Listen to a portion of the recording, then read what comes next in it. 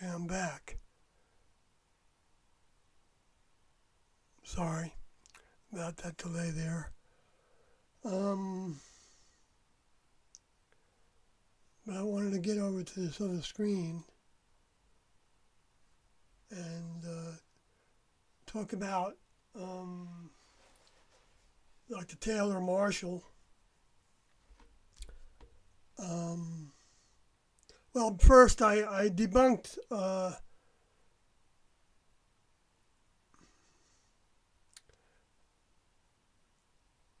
I'm saying debunked, but I mean that word is stupid, but I guess that's the modern terminology for ever since they tried to cover up the UFOs crashing with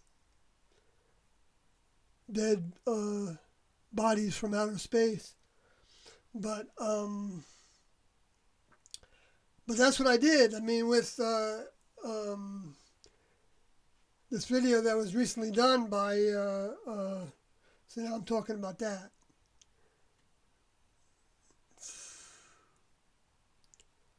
What do I want to do now, eh? Because that's it's on my WordPress site, actually, if you want to see that.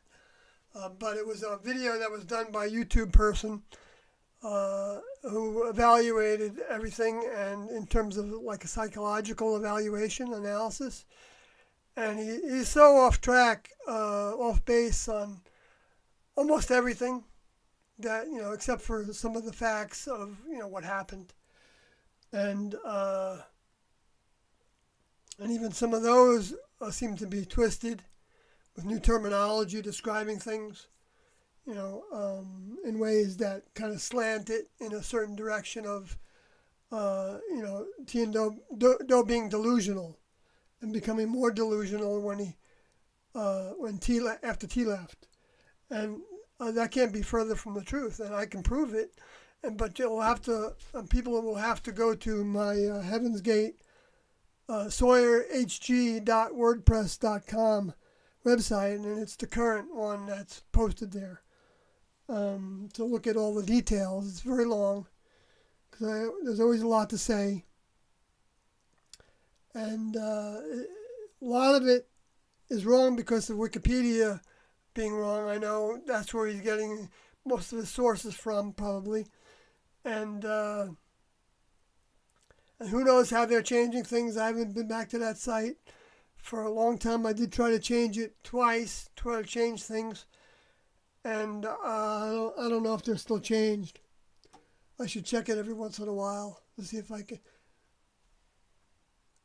But it's almost like it's fine. If people want to believe that that's all to the story, then maybe they're not the ones that received some help from the next level, because they weren't asking in their life for help in whatever way that people were asking. It doesn't have to do with being part of a religion. It's when you want to know the truth about something, and you're not going to necessarily settle for, you're going to question things, and then you're going to go through periods. We're going to all go through periods in our lives where, we're not questioning anything. And then we might start to question something when something happens, which is what's so good about what's been happening. Because, there's a lot of things leading up to this, of course. Starting with, especially with 2000, but starting with Heaven's Gate, you can keep on going back and back and back, starting with JFK, starting with, Martin Luther King Jr. and Malcolm X and before that, even with the world wars, and there's no place. Constantly, there's information about all those events that casts a light on what we were told in school totally differently. Not totally differently. There was still a D-Day and all that. And there was a ship, the Lusitania, and there was the Pearl Harbor event took place. But to see all the provoking that was taking place and the preparing for that, and pretty much having a pretty good idea that it was going to happen. And then so setting up for it and putting our worst ships. The United States, they weren't our because I'm not a part of the United States, even though I live here. And I pay taxes here, so to that degree, I'm a part of it, but it's unwillingly. I'm not saying that there aren't good things here, but I tried to leave in 1973 or 2 because of the way that the Vietnam War was being raised, and I didn't want to go get killed. I was selfish about it. But then I also figured, after I got out of the draft, because of a high lottery number, I thought, well, I don't know, for some reason I was attracted to Canada anyway, because my friends and I would go up there. We'd hitchhike up there from New York City area, actually the suburbs on Long Island. And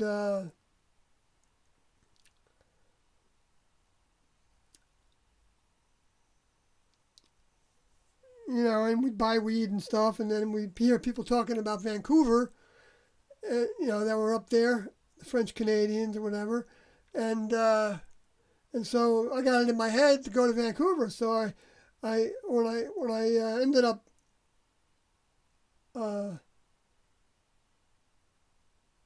finding a girl that wanted to have something to do with me was his. Anyway, we were kids, young adults, and just starting to be adults. We could be drafted, so heck. I mean, when do you stop being a kid? When a woman can get pregnant, and a young woman can get pregnant, and basically start a family. Are they a woman? Yes, they are. Whether are they mature or not in terms of the ways of the world, maybe not, but they're going to get a wake-up call. That happened to me when my partner missed a period, and I was like freaking out, and I was thinking, okay, my life is going to change now. I don't want this to happen, but I didn't think in terms of abortion. It just wasn't part of my programming. Now, if she wanted to do that, I don't know. Actually, I probably would have been against it. But I wouldn't have stood in the way of that. I wouldn't have, come down on her anyway, because I wasn't like a Christian or anything. I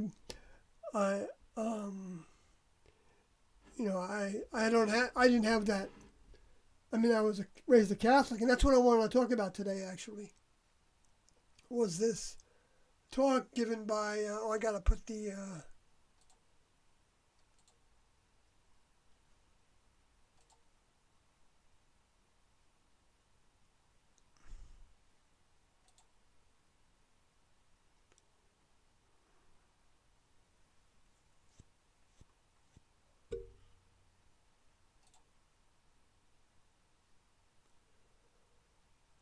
Okay.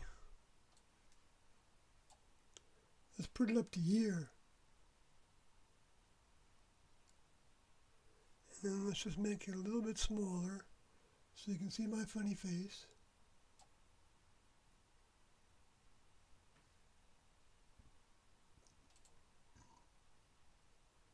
Let's see, where are the video captures? Got to bring that to the front.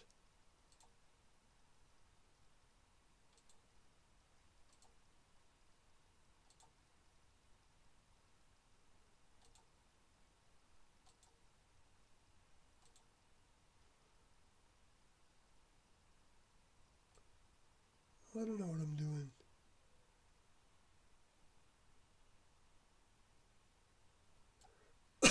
All right, that's good enough. I don't got my mind in the place of trying to do this stuff. I could do it a little faster. I'm slow to begin with, though. So if anybody that's a whiz kid like my vehicle's daughter is on her phone.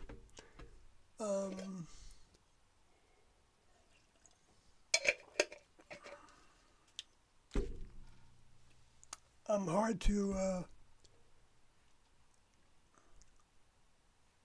be patient with. But anyway, so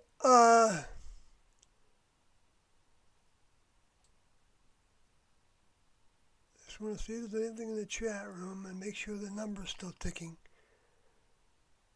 Other than that, I don't have to stop anything. That's what I was going to turn this on. So this was going to be about Taylor Marshall, Dr. Taylor Marshall. And I guess I haven't been aware of this YouTube channel for, but the title of the video is Viggiano, I'm not sure how to say that, warns Trump of Baphomet inscription. And then he talks about salve et coagula, an infiltration of the deep church. And what he says then is, now here is some of how Paul perhaps, no, that's my comment now, is that now this is some of what, I'm not going to go there right now. Because I wanted to go someplace else, because I ended up going to the site and listening to the beginning of it and not really wanting to listen to the whole thing.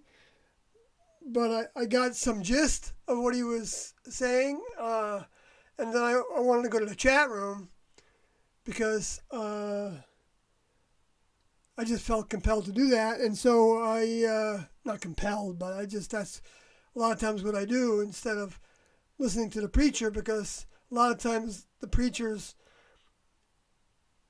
don't say much that I'm interested in hearing about, except for the bottom lines of the letter.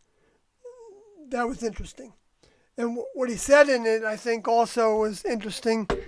Like it was something about, the author who's doing this, the preacher guy, I'm not sure if he's a preacher, but the YouTube channel person, is the author of a book called Infiltration. And apparently Baphomet has these tattoos, and Baphomet is supposed to be Lucifer, and he's got a goat's head. On his arms he has tattoos, one on each arm, that says Salve Coacula, which is the god of Freemasonry, and is the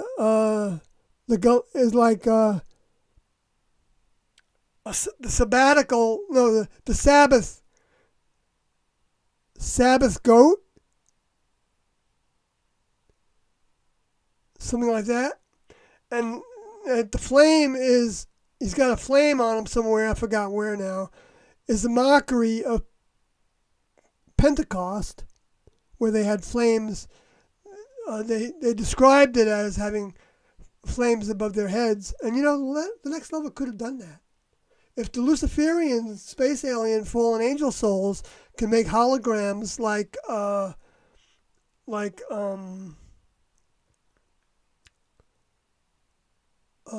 the Fatima, the Lady of Fatima, that those girls in, I think it was Italy, saw, and thought it was the Virgin Mary, because that wasn't the next level according to Tiendo. That was the lower forces, the space alien, the Luciferians.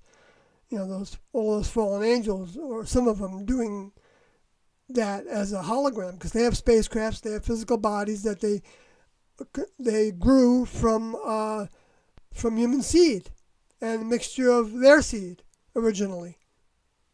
But their seed was originally, sown to other humans that they probably abducted thousands of years ago, even in a previous civilization, that became part of their crew because they were raised in that environment.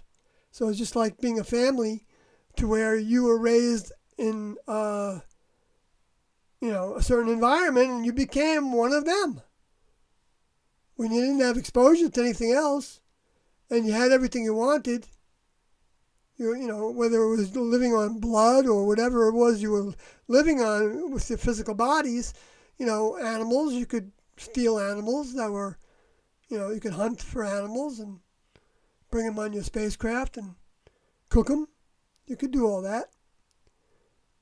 Or, like that, what's his name, said that David Icke was interviewing, which I like some of the things that David Icke's talked about. Not a whole lot. I mean, I like a lot of it, but I like a lot what he said about Saturn. That I believe that helped me recognize that Saturn could be a communication laboratory of some sort that's kind of maintaining the spirit database or something like that on Earth. Who knows what? Or it might be part of the system that the next level has headquarters might be Pluto. Like Tiendo talked about, that was a possibility. So they didn't say things were certain if they didn't know it.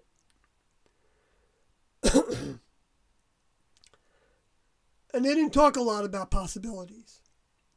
I mean, they did enough times over the years, to, amount to certainly a book. I mean, maybe that's what I should write a book about.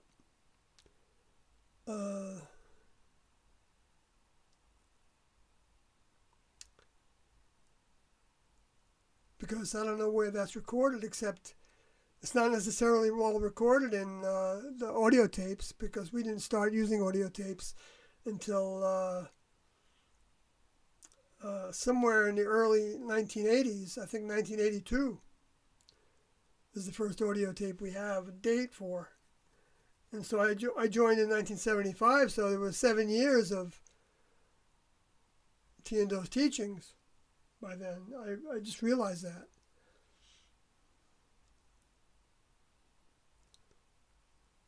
Wow, I just got a picture of a direction to go with another book.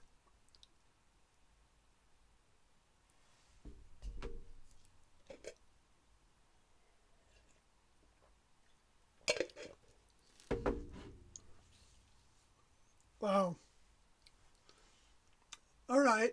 I feel like that's the case. I'm not saying that I can't prove that was from Tiendo's mind, but I've been asking Tiendo for help with what they might want me to do. Because people have been talking about, they want me to make a trip to California and touch base with some people on the way there. And I've remained open to that, but I really didn't want to just go to, I say just go because, I'm boring. I don't, I'm the same way as I am right now in person. And I don't really want to be somebody special, even though that was something I needed to overcome. So maybe I need to experience it in order to overcome it, because it's kind of like automatically you're perceived in that light if people want to meet with you physically. And I know that I am. My vehicle had that special experience, and that's, I don't downplay that at all. It was an extremely special experience to have, and continue to have for all of us. And so I completely understand somebody wanting to have as much contact as they can. I mean, relatively speaking, with somebody that had the experience. So looks like I need to prepare myself to take a trip and see where it goes. It's hard for me to break away. I've got a pretty good life, here. Work in the garden all day and during the light hours,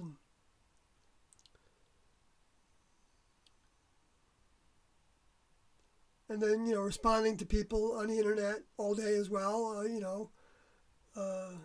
I don't really need all day because I'm really not hunting for people to talk to now. Not that I was hunting before for people to talk to, but I was more, for a lot of years before the media blitz that started again around 2013. Actually, before that, 2007, with the National Geographic's documentary. I don't know if that was the first one that was big after the initial documentaries in 1997. But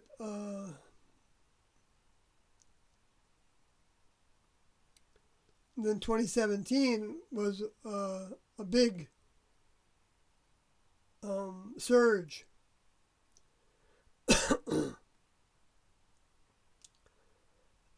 Anyway, so the next level's been doing things in stages. And so everybody is being forced, whether they like it or not, to be who they are. Be what they've become. Choose what they are, what they stand for. And we can stand for everything human or anything human, or we can stand for the next level above human, T&O. Those are our two choices.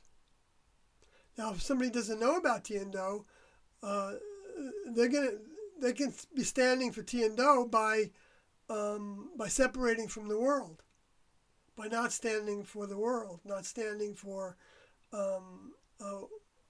what's happening in the human kingdom. That doesn't mean that we don't, have things in the human kingdom that we respect and look up to and enjoy and but that's all part of being human, to have all that, because human is a natural. Well, it's not really natural, but it's part of our programming as creatures, to have opportunities to be everything we want in the human kingdom, and to choose what we don't want, because we're all in school. And it's whether we are choosing to advance in grades or not. Like T&O taught, there were like 12 grades in school, and in the first 6th grade you're getting into being human.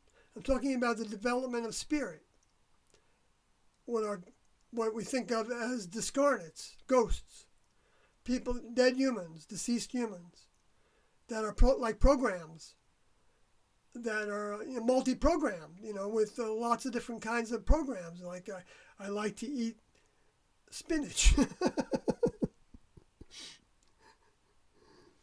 I don't like, raw seafood, except if it's in a certain form. But anyway, I can get into all that. But I am interested in the science of climate. I'm not interested in music. That much. Whatever it is, it doesn't matter.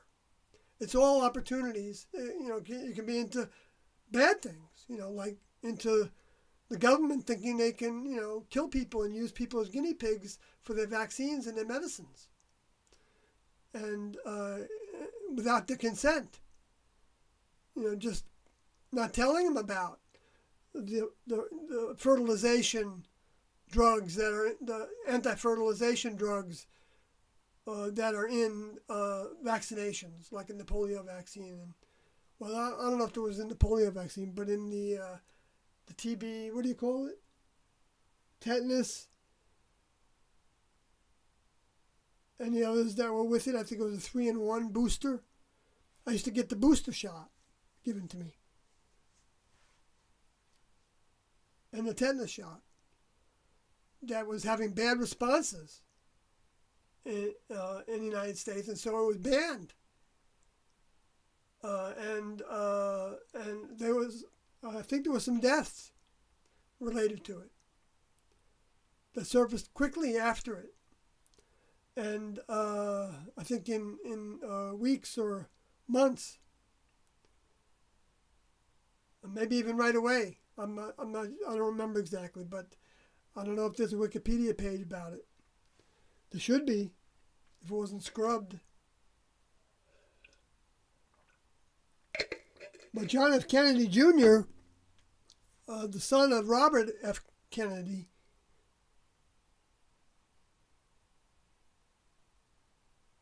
I meant Robert F. Kennedy Jr., the son of Robert Kennedy Sr. His website is a plethora of great information about the history and things that demonstrates that the only conspiracy that exists is the only conspiracy theory, well, not the only one, but surrounding this subject of vaccines and medicines. The biggest conspiracy theory surrounding vaccines and medicines is the conspiracy that there is no conspiracy to defraud the public. They justify it because they justify collateral damage. And then they don't fix the problems. They try to fix the problems, but they don't admit to them. But they try to fix the problems, but they don't want to be sued. So that's why they don't admit to them. And that's why the Vaccine Act was passed years ago, so that they couldn't be sued.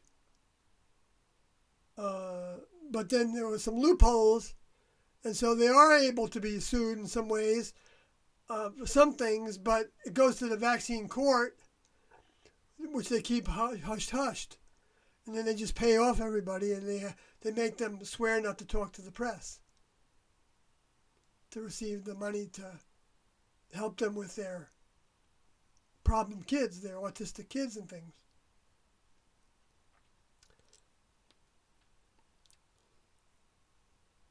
But I think there's a statute of limitations on that. And so some have come forward, or some have, I don't know what they did. If they bucked out and they went to court to challenge it.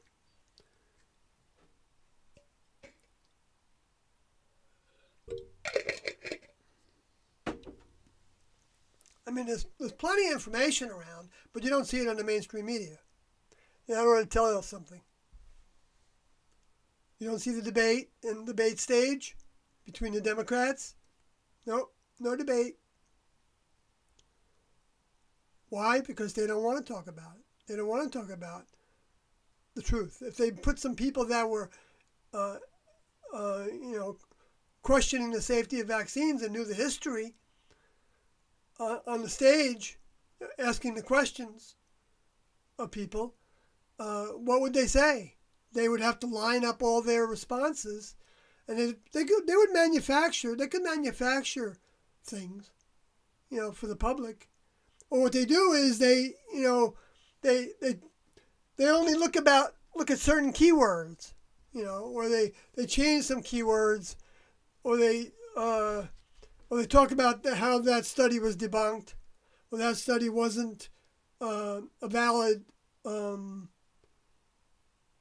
study because it didn't include enough people, or it didn't include people from enough different age groups, or from a broad section of the population. It was just from one city where there was a spike, like in problems.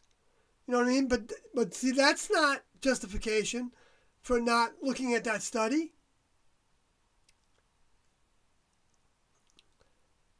That's how they get around it.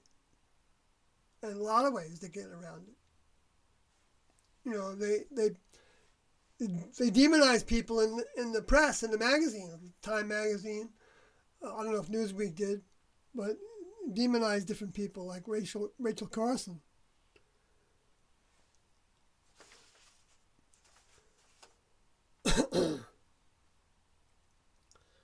Anyway, I didn't really intend to talk about all that because I've talked about it plenty of times. That what we're seeing is the Revelation 16:2 coming to pass, and so who we make our allegiance to is between T and O and the human kingdom, and the human kingdom is run by the Luciferian space alien fallen angel souls, just like David Icke talked about, that he's riding herd on controlling the vehicles that have the most influence over the most humans in the biggest ways. And the biggest ways are in terms of controlling the purse strings and the mindset and the politics and and what programs were going to be developed and what programs were not. And this is where the Democrats and the Republicans are totally the same, one and the same, united. Definitely is a United States. But at the same time, they want to go faster. The Democrats want to go faster, so they want to be able to promote the global warming and put a lot of money to that. In addition to the money they want to put into the vaccination and ID development of, for our own good, to keep us healthy, or keep the sick people away from the healthy people. And so they definitely want a way. They've even believed their own propaganda, just like the Christians largely. The Christian leadership and many of the Christian followers believe their own blasphemy, their own propaganda. And I was going to talk about some of that, and so I'm going to do that. Oh, but I see there's something happening in the chat room, so I'll go there first. So, Deport TGV 2020. Booster here, right. Cool. Thanks for reminding me of that. Good evening, everyone. And information is more important than showmanship. Yes, absolutely. And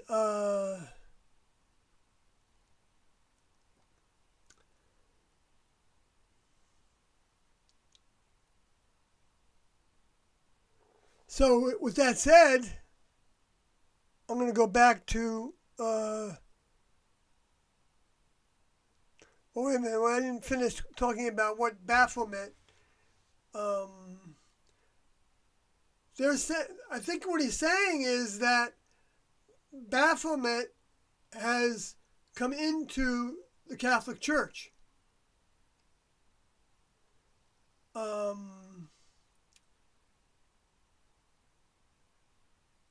Maybe he's not saying that directly, but I think he's challenging Pope Paul. Is that what his name is now?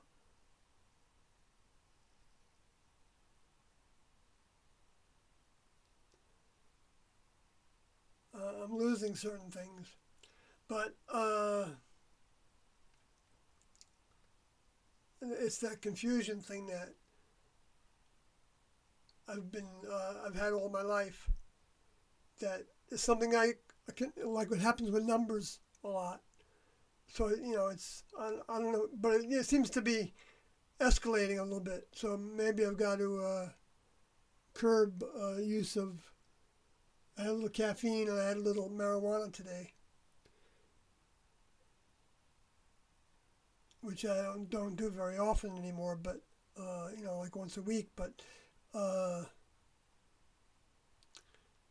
anyway, it's a minor detail. Anyway, it's the current Pope I'm talking about, so it's not going to stop me from being accurate. So with that said, I'm being very transparent here. Which I generally am.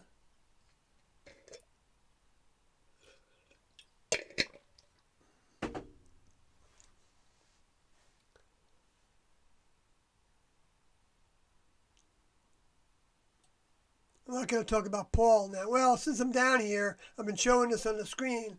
I should talk about this first. And that is some examples of how Paul perhaps unknowingly demonstrated becoming anti-Christ, anti what Jesus taught, by his giving people commandments. And then I'm referring to 1 Thessalonians 4:11, and I'm going to read it. And that you study to be quiet and to do your own business and to work with your own hands as we commanded you. Now, that word commanded, you know what, I better make sure that's the same word. Because maybe there is an actual suggestion in there.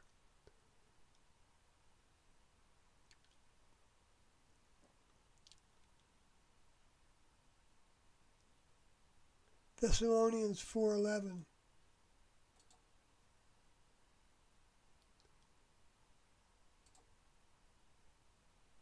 Oh, okay.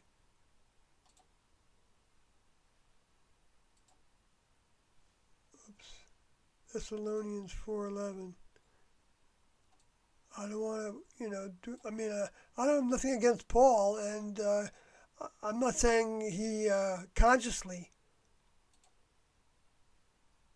was doing this. I don't know for sure. I mean, Tiendo opened up through Stan Modi in Heaven's Gate book, talks about how Paul might have been working as an undercover agent for a high priest.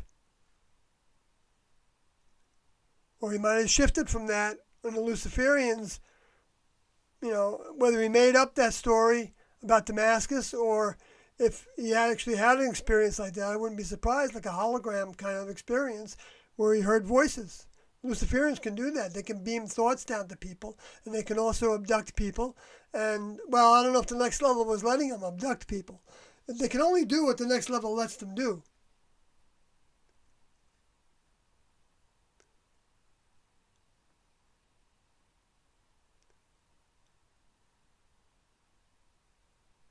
Okay.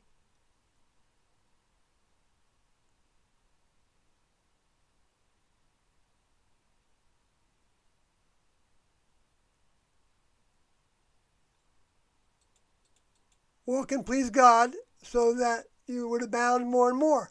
Nothing, I can't find any fault with that. Then he says, for ye know what commandments we gave you. So now we gave you by the Lord.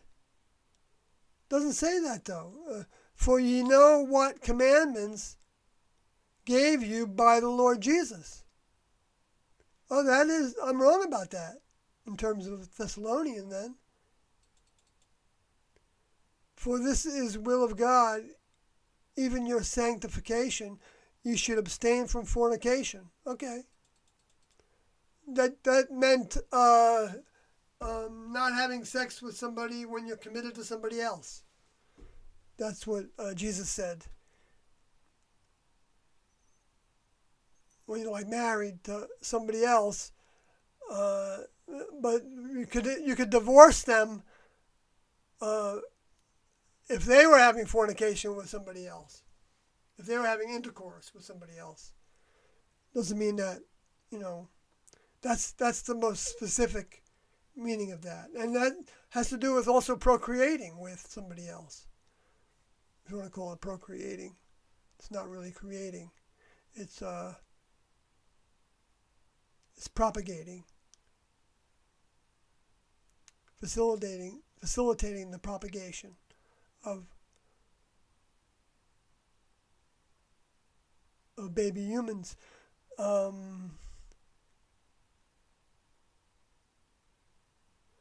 That every one of you should know how to possess his vessel in sanctification and honor. Be honest, okay, that's good.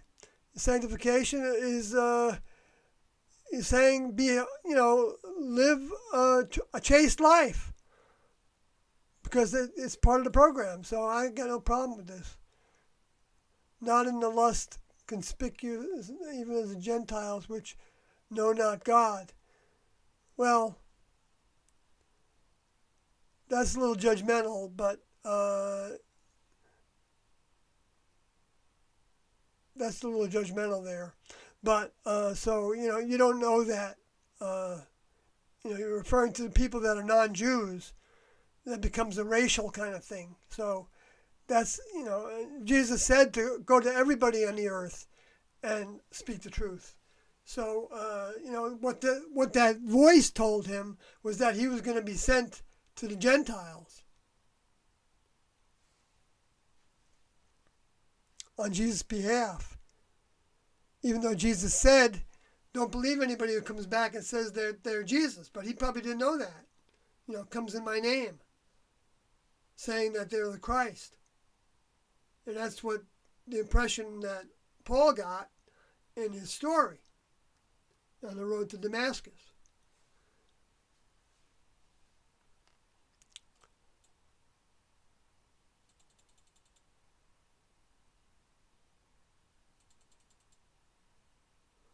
Okay, let me go to this other verse.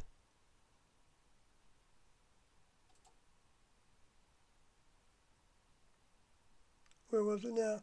2 Thessalonians 3:10. 2 Thessalonians 3:10.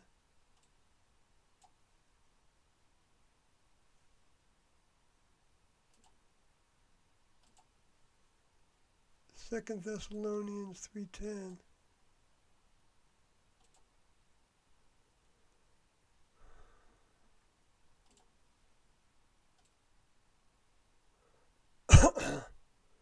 For even when we were with you, this commanded you, that if any would not work, neither should he eat. Now, who's the we there? Did Jesus teach that? Well, if he did, how come he didn't say it? How come his disciples didn't write it down? If he heard that from the disciples, why wasn't it something that they wrote down? Because Doe felt like he had disciples taking notes when he was using that vehicle 2,000 years ago. He only said that in the 90s. I only learned about it through Rio's book.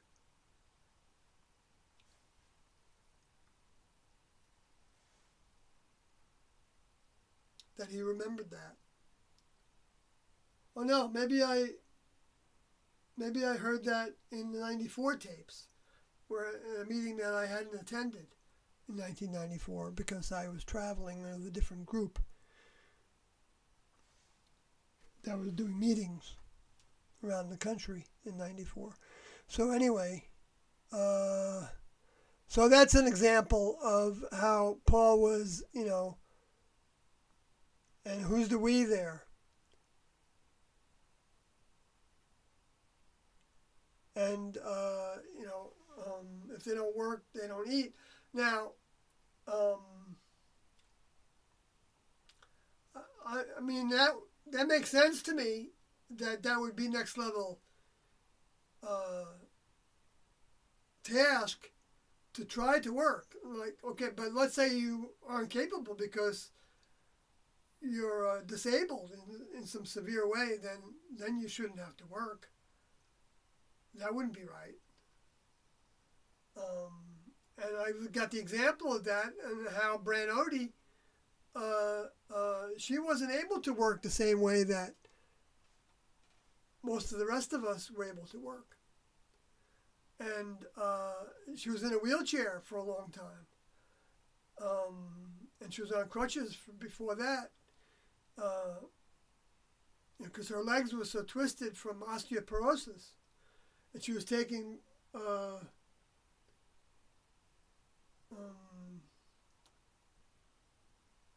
drug. It starts with a P now. I forgot the name of it. It wasn't Percocets. It wasn't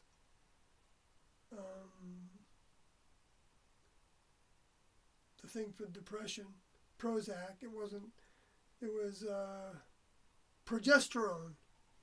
She was taking those. She went to the doctor a number of times with Tiendo, and they were trying to help her, but apparently nothing was helping. And, people can be critical and say, well, if you were with God and his son, why couldn't you just heal her? Well, because Tiendo didn't have They wish they did. Sometimes they wish they did. They didn't. But they felt like it was designed that we couldn't be shown miracles because it was graduation time. Because the miracles entice the vehicle to believe, and then we can then believe. But then when we're told what we have to do, when we see those miracles, we can easily lose that belief and justify it as, well, it's just coincidence, or right? Because you could say that, because it might change, like Jesus said, some of the healing he did had to be fasting and prayer. Prayer being not the way the Catholics pray out loud, and a lot of the Christians pray out loud. You're supposed to pray in your closet, in secret, to your Father in heaven, in the heavens, in the literal outer space. That's where you want to project your prayer to. You have to have that in your head for it to go there. And that's how the next level identifies who's taking seriously what Jesus taught.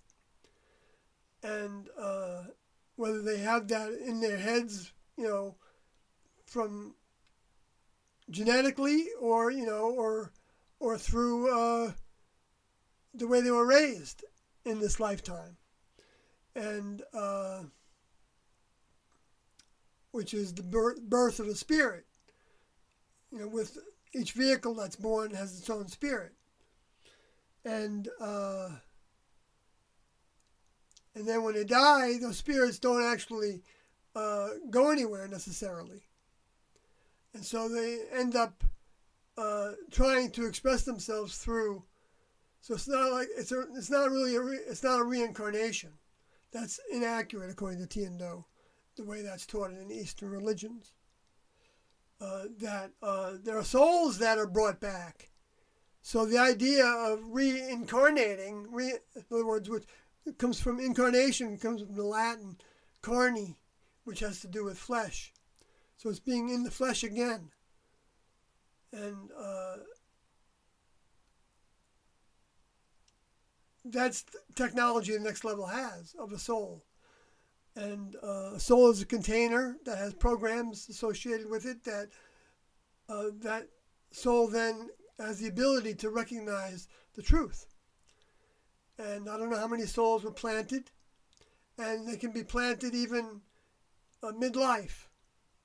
If somebody is curious about this information and wants to and continues to want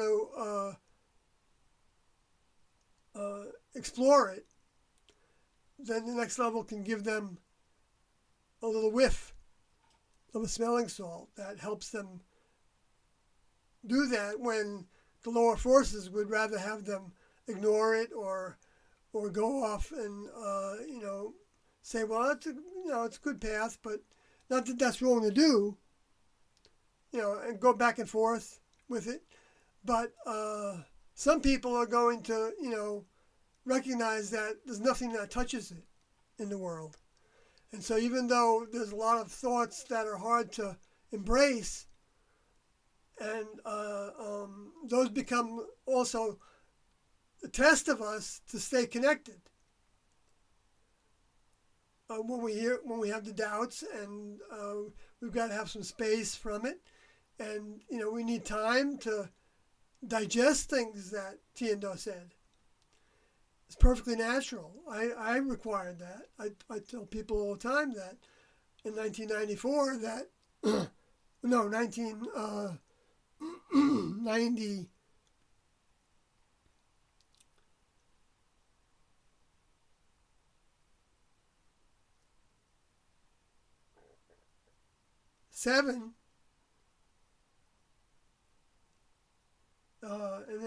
and then thereafter until 2001 or two even,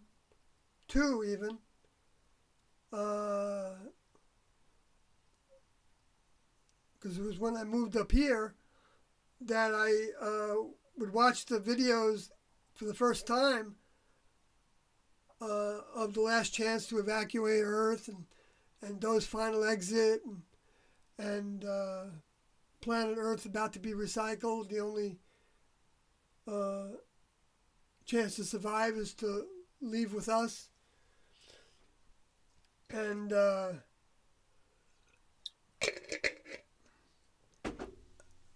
when I would watch them, they were so intense.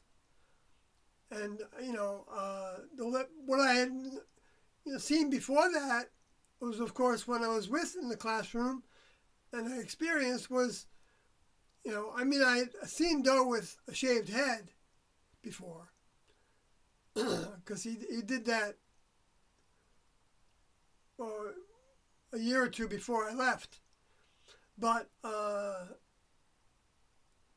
video that I saw him was like, people would compare him to like Mr. Rogers, which was actually, not a bad comparison in terms of his gentleness and everything, because Doe was a very gentle person. He wasn't making that up. He wasn't acting. Even though he was not talking to people the same way as he talked to his students, and even said that. He was honest about that in the first video. That, because they've been students for a long time, certain things he was saying differently. But he wasn't hiding anything from the people that he was talking to. But he was understanding that they didn't know him.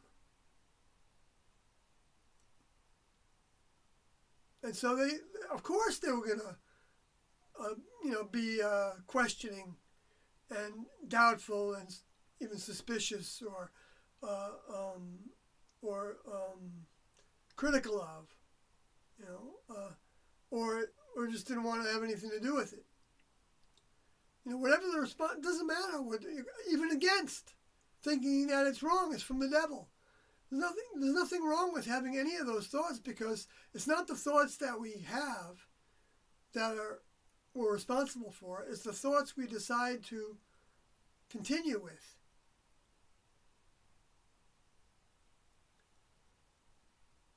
So when we start to reject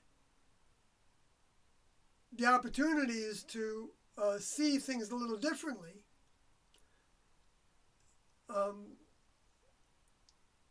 then we start to go down a road that is creating a new program that then actually starts to diminish the opportunity to change, which requires us then to work harder to want to change. And the next level helps us with that by giving us things in the world that help us detach from trusting in and believing in and being attracted by the human kingdom, the governments and the science and the art and the entertainment, and I'm not putting any one of those things above the other by any order or anything. They're all equivalent paths to the top of the mountain, the human kingdom mountain. In other words, they're all paths because it's through the experiences that we have in pursuit of whatever we're pursuing, or in the pursuit of nothingness, spirituality, New Age spirituality, whatever it is, doesn't matter. Humanitarianism is a great one to pursue. Environmentalism has its value. I mean, they all have their value, but they all have different kinds of values in the next level's mind, because they all represent degrees of seeking and then wanting to do the right thing and wanting to be good and wanting to, see people, on their best behavior, and see the positive in people. There's nothing wrong with any of that, because there are positive things about everybody, potentially. But it's in degrees. And positivity can be flipped into disregarding, thinking that we need a certain amount of negativity in order to keep our own positivity. So then that justifies telling other people what to do, how to live, what choices to make, and so the reduction of our choices is the reduction of next level mind, because the next level wants us to have even the choices to reduce other people's choices, because then they know where to put those souls and spirits when it's recycle time, and also how to limit those from over-infecting people that still have some goodness in them, still have some positivity in them. Because positivity isn't coming up with a new drug to solve cancer. It doesn't mean that that can't be used for a positive. That can be used for a positive. There's nothing wrong with coming up with a new drug trying to cure cancer. It's a great effort to take, right? But thinking that it's the only way is by synthesizing medicines and chemotherapy and radiation therapy and other uses of high laboratory technology in the high biological sciences and chemical sciences, and then poo-pooing the people that are getting healing from their desired connection with the next level, and what that leads them to, often towards natural healing modalities and the use of food as our medicine, to poo-poo that, or to steer away from it, or to not even pay attention to it, to not give it any time, or of course people might do that in their privacy, but they're going to make the most money by going with the status quo. And so it becomes in their interest to not give any time towards natural healing because there's not as much money in it. And I mean, it does become, a lot of things do become wealth. Hi, George Barnes, in the chat room.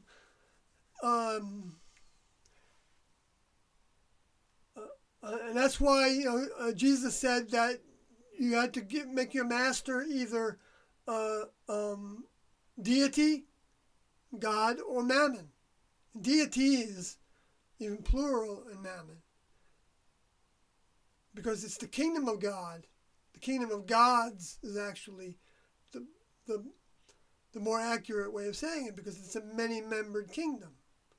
I mean, it's even evident that it's a many-membered kingdom in the fact that there's archangels and angels and the messengers, and the angels are messengers, and the observers, the watchers.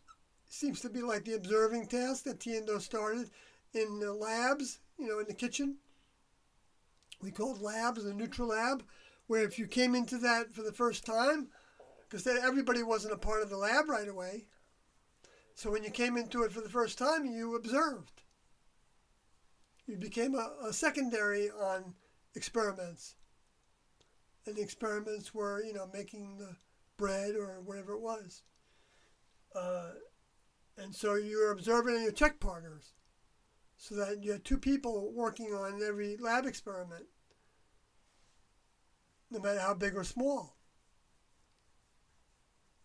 Not that both people would be like kneading the bread together. They wouldn't both be doing the same action. It was a primary and a secondary.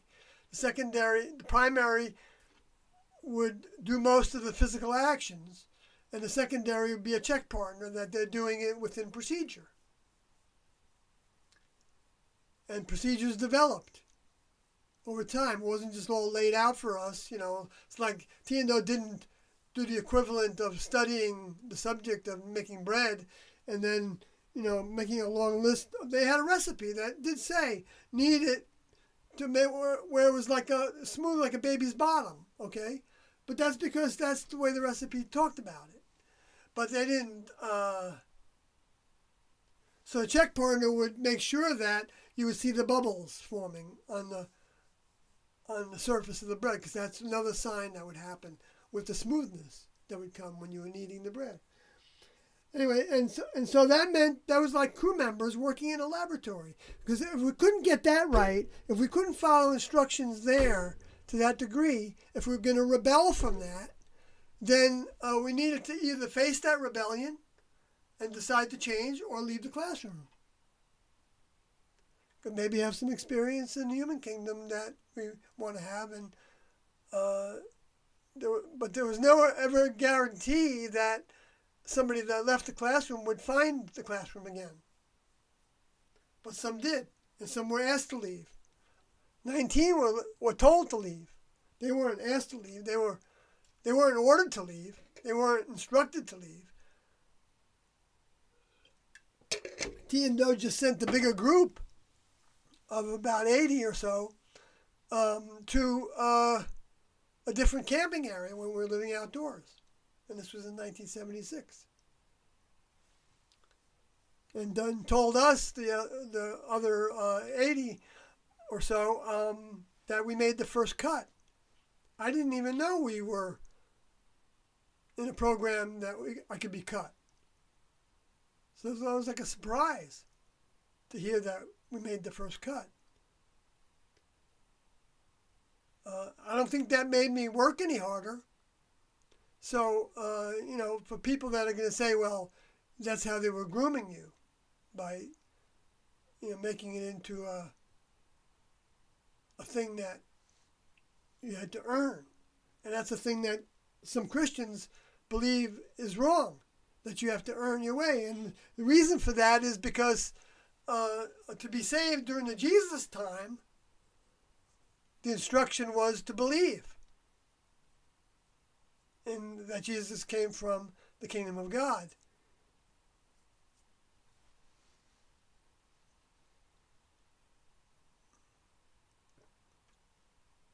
And so belief alone was sufficient at that point, it seems like. Even though belief also entailed doing. And that's where this part of what Paul said is correct, that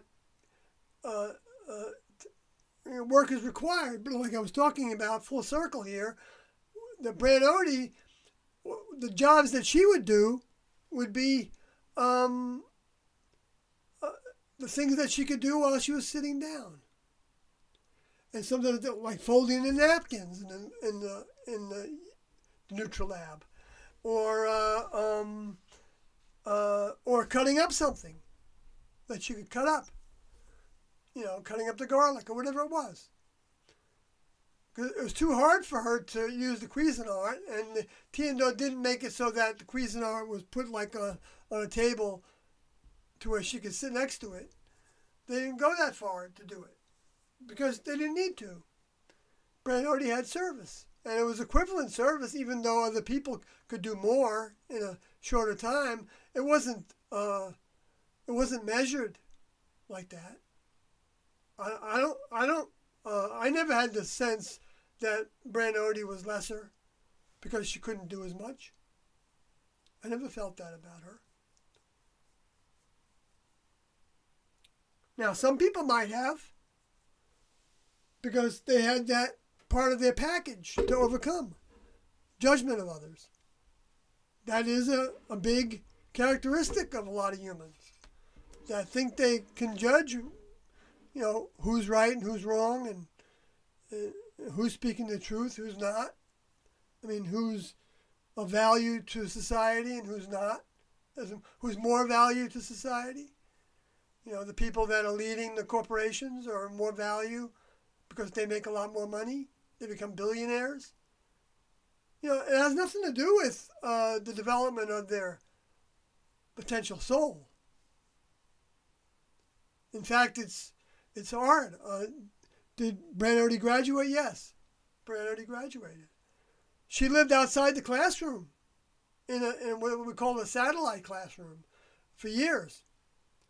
because she wasn't. She had a lot of.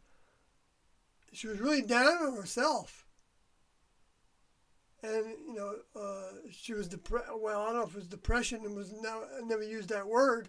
I never heard that word used for her. But Doe was concerned at one point that she was going to curl up and die. She was in such a bad way. And he didn't want that for that vehicle, but he also, even though the soul wouldn't have died that was taking over that vehicle, he wanted to give that soul a chance to continue to take over that vehicle, because that soul wouldn't have had that vehicle if the next level didn't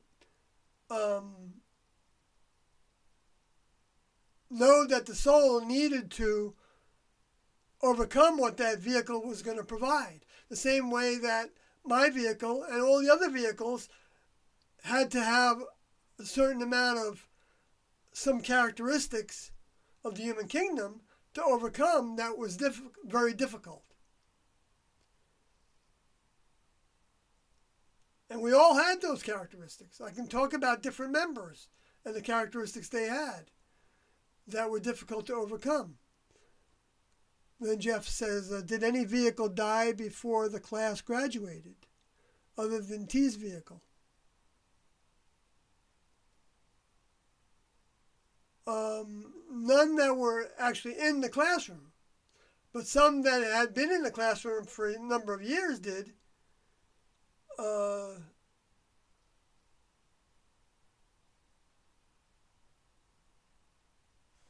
Yeah. Well,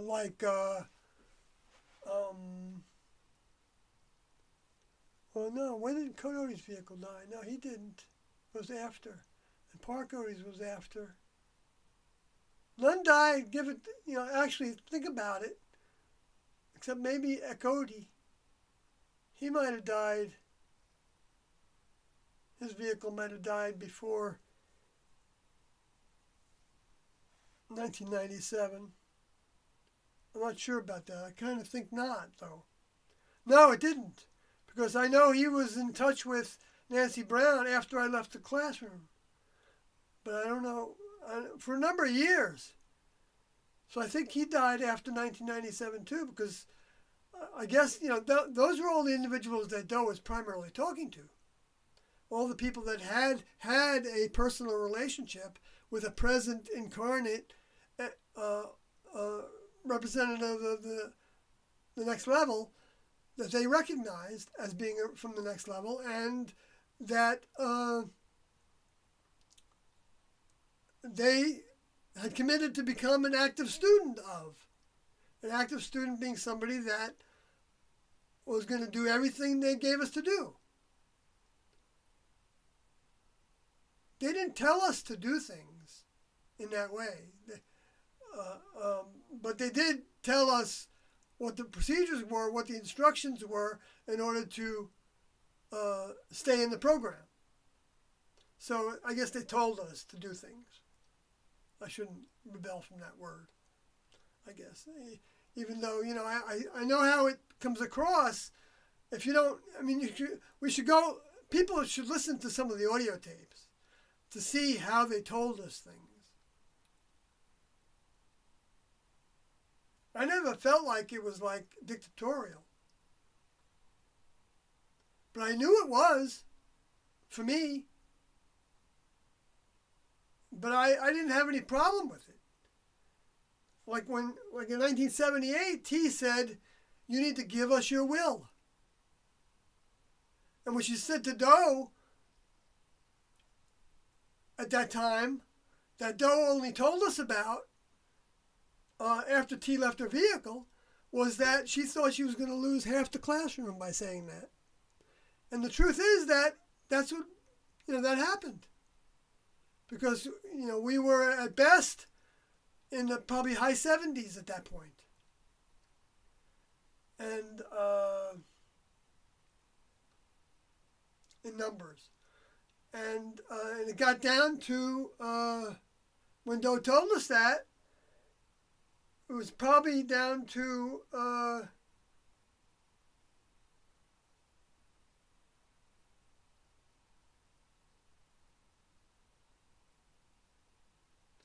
high 20s maybe, or the low 30s.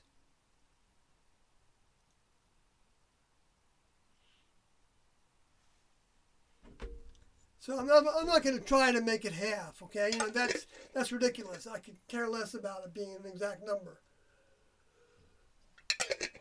That's the kind of thing, humans could use and say, well, she said half, so why don't you find out if it was exactly right? Because then, if it wasn't, then that couldn't have been from God. And also, in terms of healing Branody, we actually laid our hands on. I was given that task with maybe 3 other students. I think there were about 4 of us standing around Branody. I think she was laying down, and on her back, and we were putting our hands on her knees and feet and ankles, and maybe head.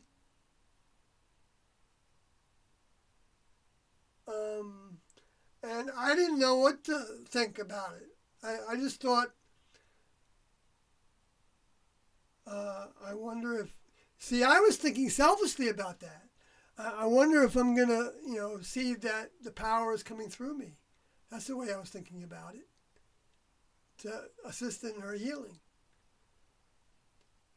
But the way I could have been thinking about it would have been next level. I think I did have a little bit of that as well. That next level, if you can use me in this way, I want to be used. I did have that thought too, so I'm not going to put myself down. But I had both, and one was a selfish kind of thinking of wanting to be somebody special, or seen as something special, or because one thing wrong with wanting to be special, it was wanting to be seen as something special, which I can't really necessarily equate to that one incident or experience. It wasn't an incident, but it was an experience.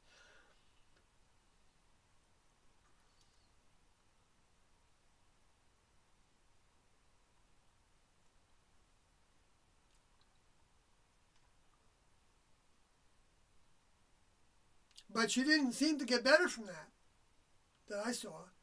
That wasn't the only time. There was some regular massage of her knees and legs that was being done. And I did some of that massage for her a few times. She would be sitting in a chair, and I'd be sitting on the floor, I think. And it didn't, my vehicle had zero attraction for Brandody's vehicle.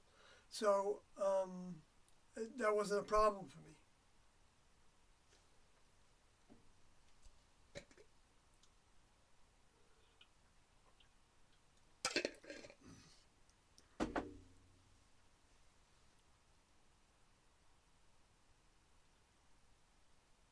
And then I did massage just with, nobody showed me how to do it. Or maybe Jan Odie or Liv Odie demonstrated it once, but I just kind of just gently massaged her by like the way you do, where you actually put a little pressure in it, like the way you knead bread. That's probably the best way I can describe it. As opposed to like Rolfing or something like that. I didn't use anything like that. I don't know if anybody else did. But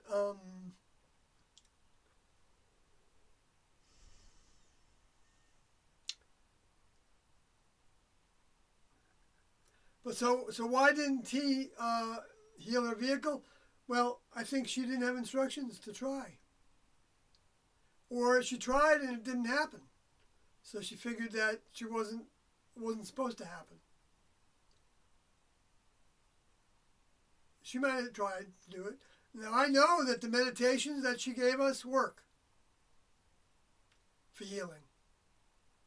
I've used them a number of times, and I feel like I get a benefit from it. Of imagining the light coming from the next levels, older members' minds, coming into our vehicles through the top of our heads, and feeling that going through our head and to the bottom of our head, down to our shoulders, neck and shoulders, and down throughout our whole body. Feeling it as it's going is healing all the cells. Even the cells are being healed. And it's healing everything about the body.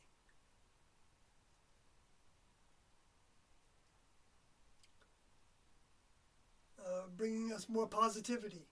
If our cells are all healthy, we'll have a better chance, I think, of having positive thoughts. Now, of course, we could go overboard, like some of the people that are New Agers are, and they think that they're going to bring heaven on earth again.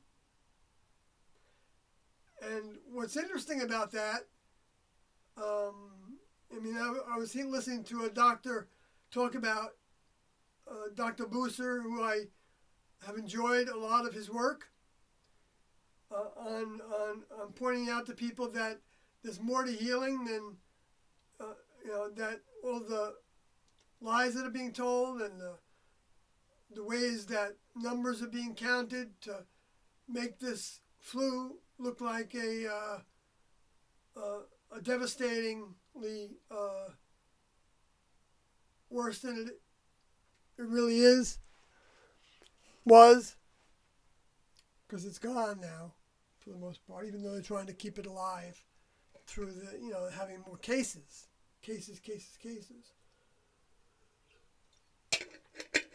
Through all these indeterminate ways of counting. How many cycles you run on the PCR test. To determine whether somebody has the virus or not. Which the PCR test, what it does is it duplicates particles, like the virons.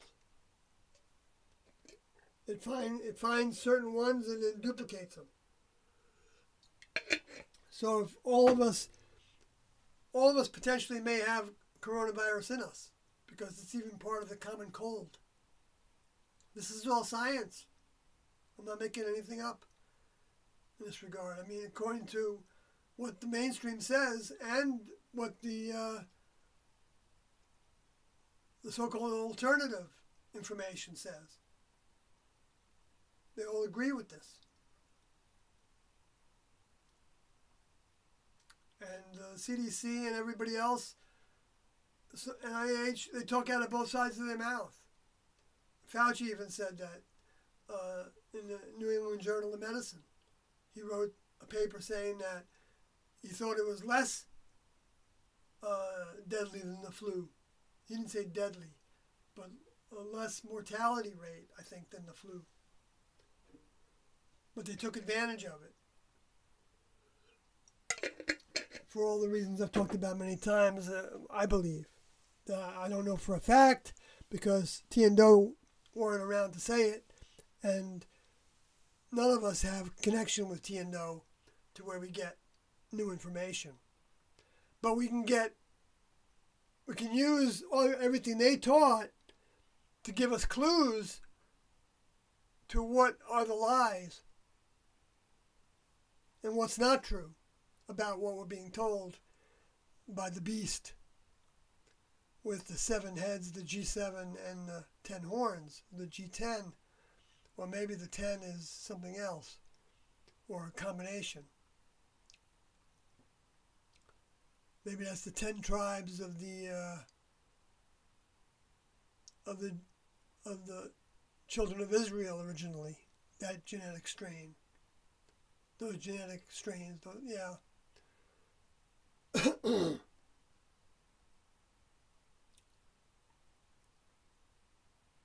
No, I think the G10 is part of that. But is Israel not part of those G10s? I don't remember. I have to go look that up. I don't think they were.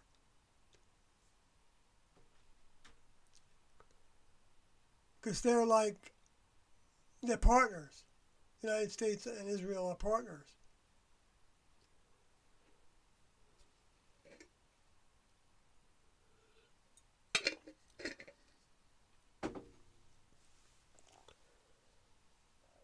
Okay, so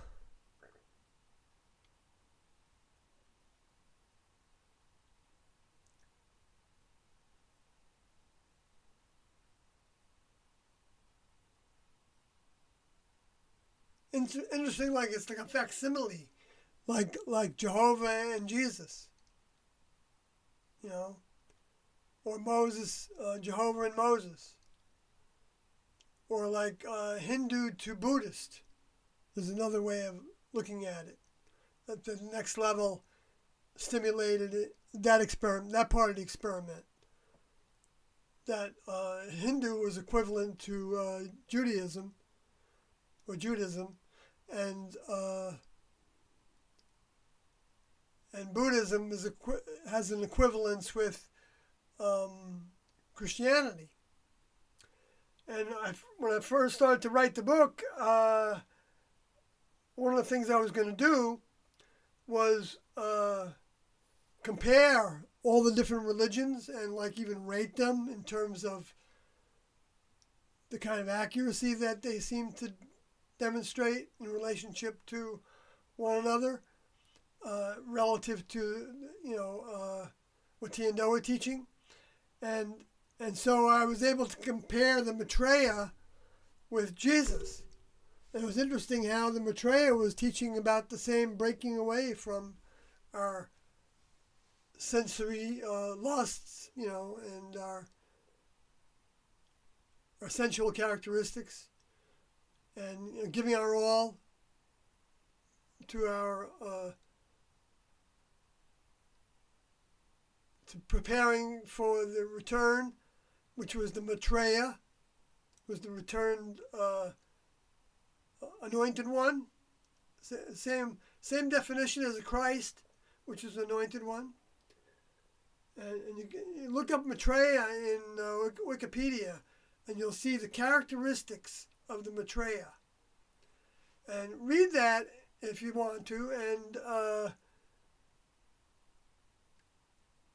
maybe I should do that now.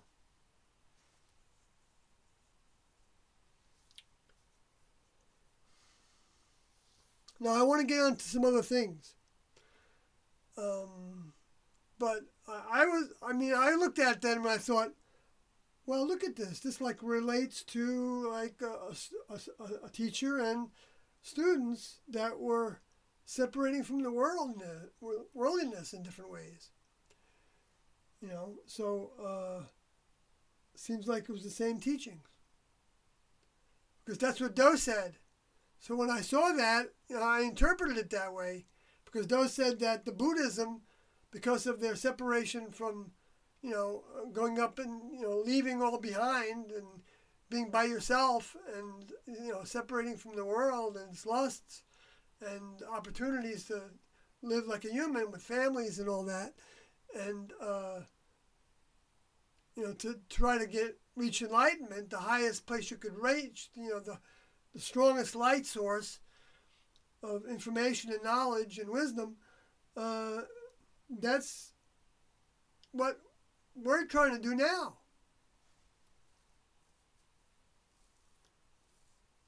But we had the older member with us. We're not the older members. We're not looking for it, we already know that that's all been given to us. That everything we can want was supplied by Tiendo and crew. Not just Tiendo, but Tiendo and crew, because those crew members were also working very hard to overcome the human kingdom, and that gets translated to us. All the people that are in the human kingdom can be on a strain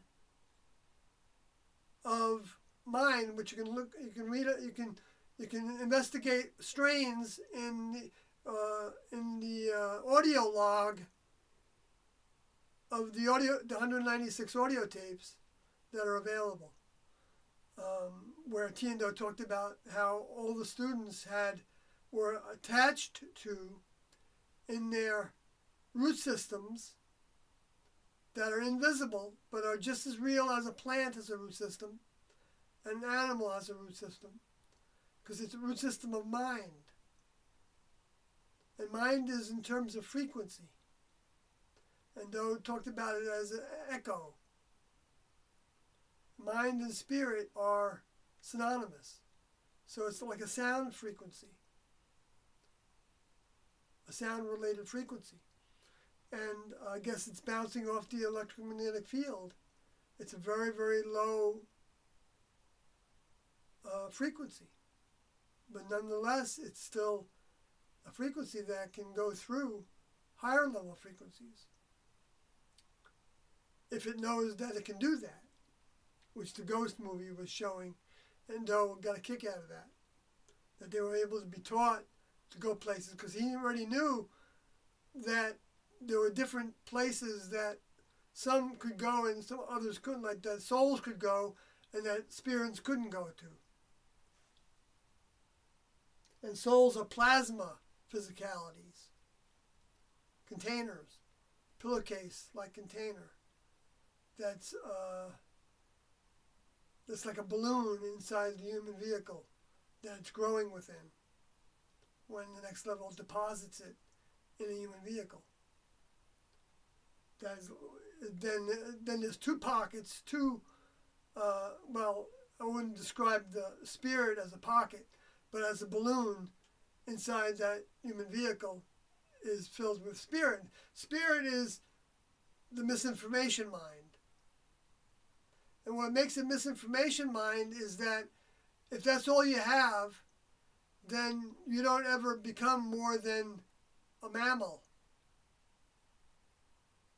with a temporary lifespan.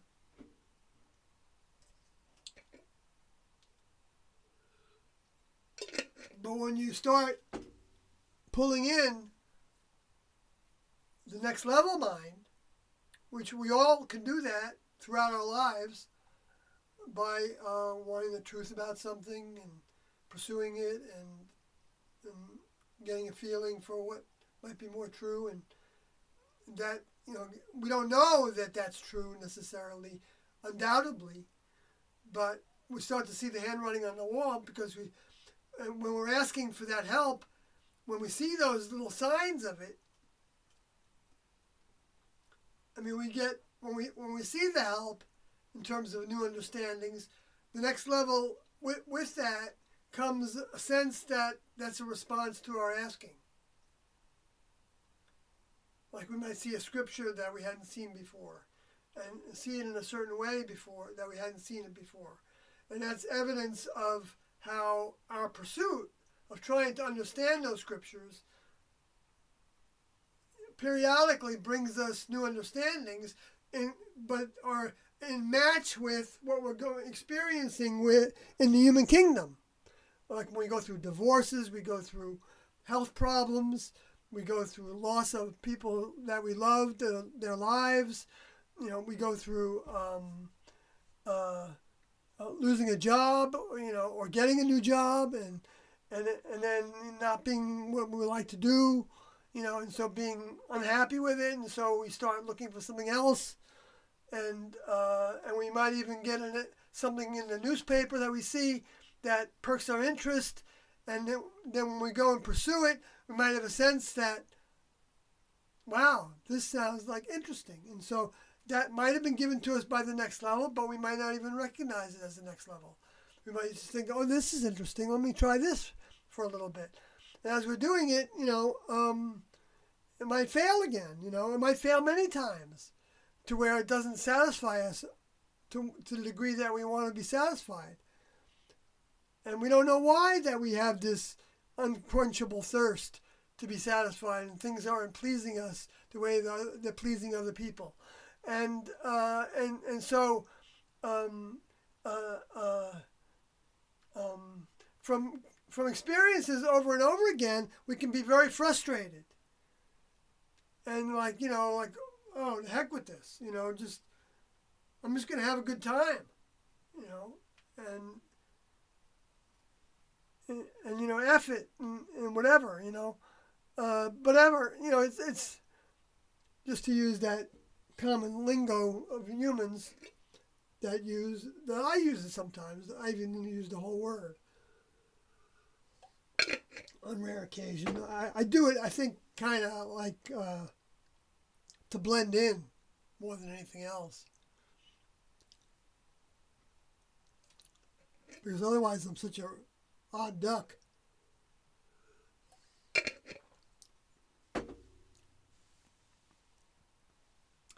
Because all of us that are connecting more and more with T&O's reality are going to be very odd ducks. We're probably odd ducks before we, I think, connect with T&O's information in some ways.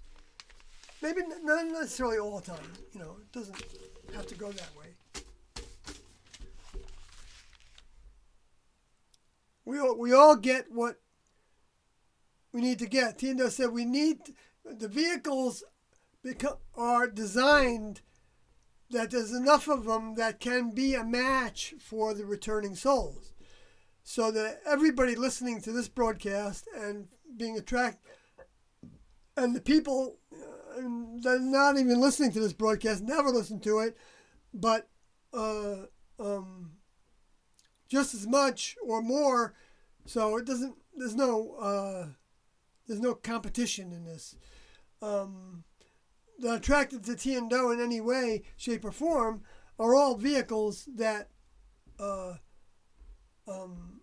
next level prepared in some way, or were prepared by their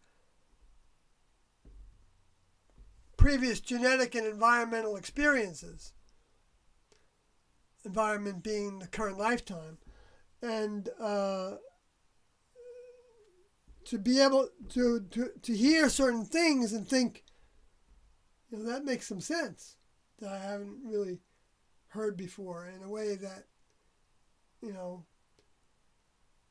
but then, then they might have this is wrong, or this, but just thinking that makes some sense becomes an opening to hear more. But it might take some time for a lot of people to want to hear more. And so it behooves us to be thinking in terms of how can I communicate with people my belief in everything T&O taught. Because there are, Doe said that there are a lot of Christians.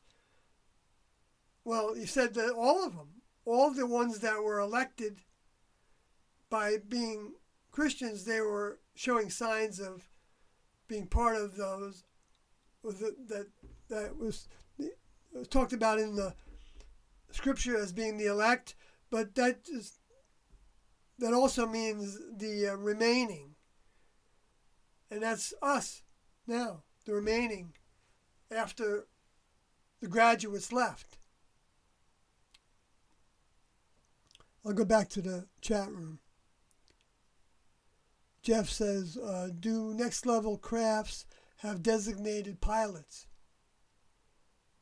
Well, next level crafts can actually, yes, they can. I don't know what, there's different kinds of crafts. So, they could have a craft that's a spacecraft that's like, it's remotely controlled. They can have crafts that are imperishable crafts, and because they can be actually the vehicle of a soul, a graduate.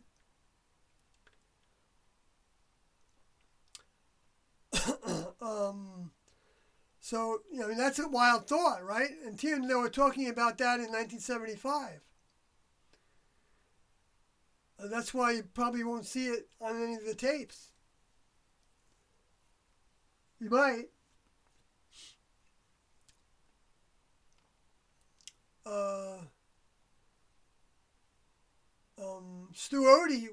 Steward would verify that.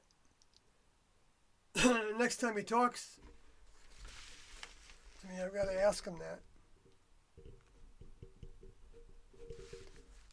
Verify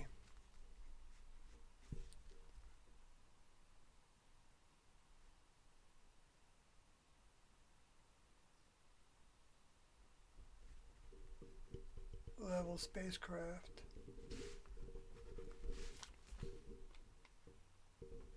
A vehicle.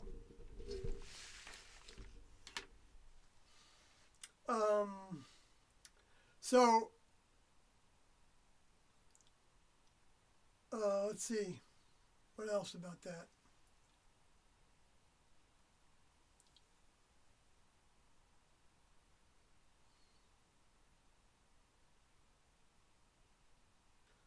Well, by thinking about it as, another little interesting idea that goes with that idea that a spacecraft can be a vehicle that's grown on a vine to becoming a functional tool for, or the vessel or the vehicle, the suit of clothing is one of the way Tina talked about it, which they said initially was like the way we think about putting on a diving bell to go in the deep ocean, or scuba gear or whatever, or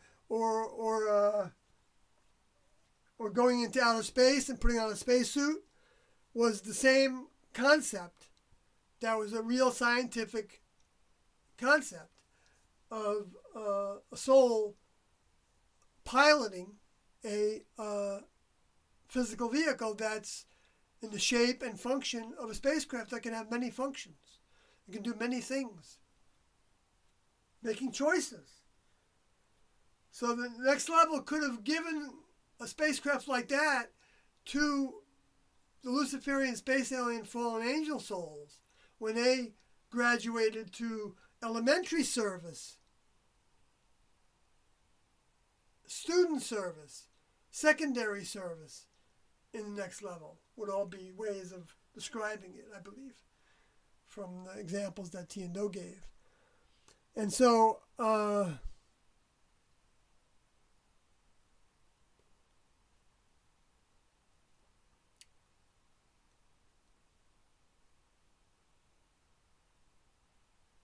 which would explain how they were able to learn to pilot them.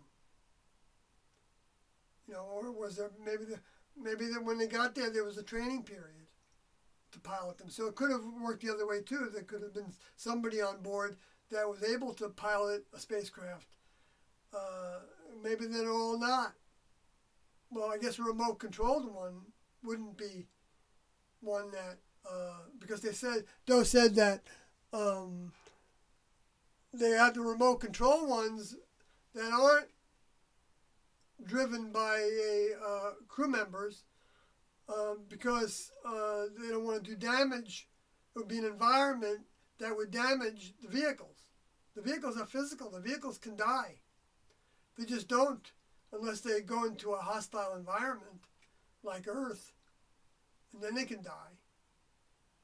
But when they die, they just go to wardrobe, Bill called it, to get another vehicle. Because they wouldn't be on Earth without having a spacecraft nearby, even right next to them, that we can't see. But if we bumped into it, we would feel something. And something might be very solid, but probably wouldn't be made out of nuts and bolts.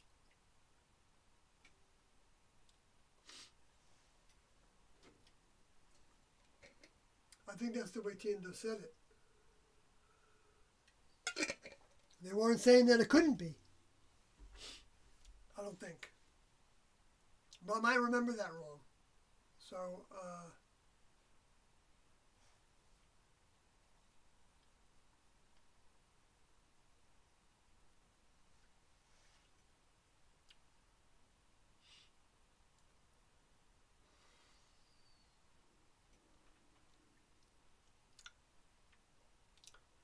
in terms of one person being somebody that makes the choices, that was also demonstrated.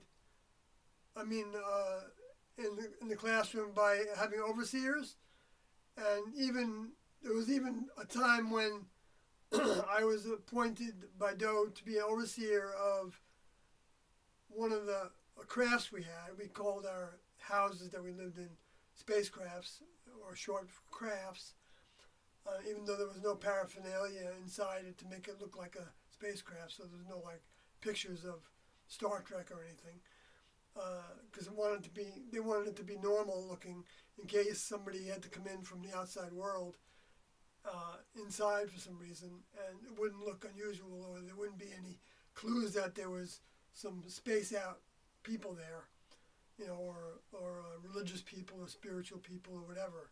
We didn't want any clues of any of that because they didn't want investigators to potentially get a bead on us. And that was happening. I'm not going to go into all the details about that because it gets me off the track from what I was talking about. But in these crafts, we would, I think I did give myself a little bit off. Pilots. Well, we considered ourselves pilots when we went into cars. They talked about it as a pilot and a co-pilot. And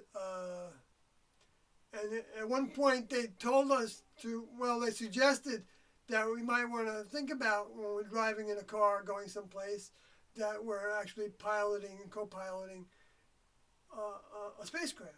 And so I did imagine that when we were driving like to to Cheyenne one time, coming from the campgrounds at Vidavoo in Wyoming, and to get food or something. I don't remember why we went there. I think it was like an outing to experience a different town.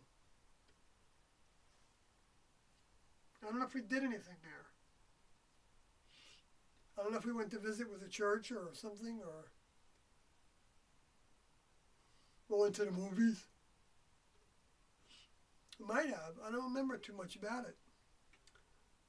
I guess it wasn't too eventful. Maybe we got something to eat there.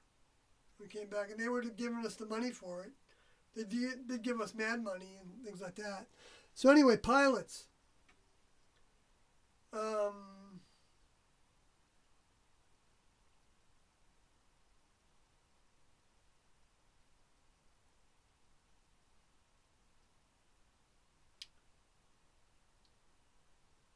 Sometimes you can be given a task to do the task by yourself in the next level.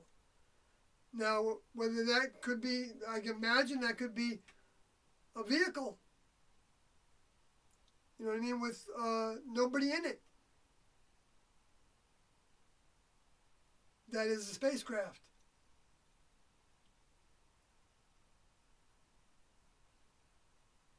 It reminds me of that picture that's from a fresco. Fresco, I think, was the name that they gave to pictures that were painted anonymously.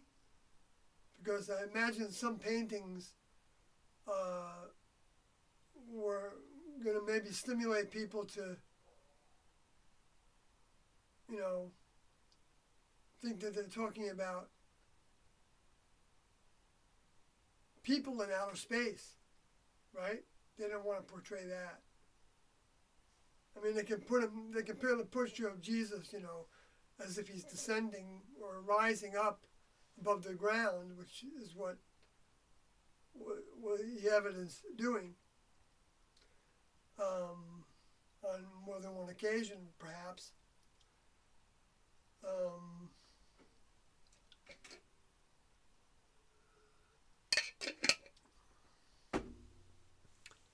But I didn't want to give them proof. I want to go back to that before they were ready to graduate, because the vehicle would then be getting help overcoming its doubts. And they gave me that sighting. I think they gave it to me. I don't think it was by accident that it happened. The next level did, of the big Z in the sky. When I was in Corpus Christi, Texas, I had been hitchhiking with my partner, and I put my sleeping bag on the beach, and there was this big bright light They came streaking by and did a right angle turn, went down towards the Gulf of Mexico, did another right angle turn until it was out of sight.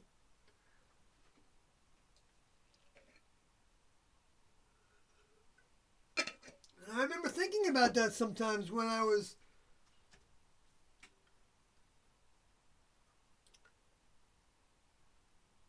because Doe would give us Doe would give us the task of going someplace by ourselves, so without our partners. It might be just a corner of the room. Didn't have to be a different room, but we would probably be facing the corner so that we weren't distracted by anybody else, and to think about whether there was something in the world we wanted.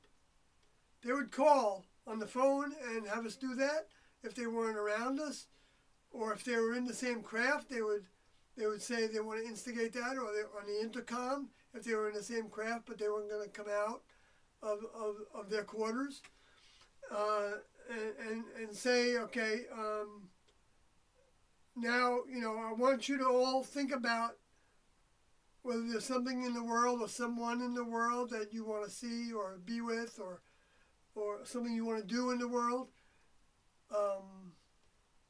And I want you to seriously think about that. And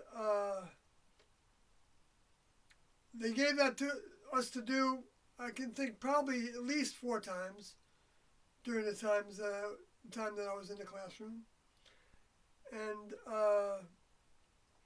then, maybe after 20 minutes or even a half an hour, I would estimate 20 minutes. It was generally the same amount of time. They would call back and say, okay, now stop doing that, and go back to the previous instruction, which was to block out the past.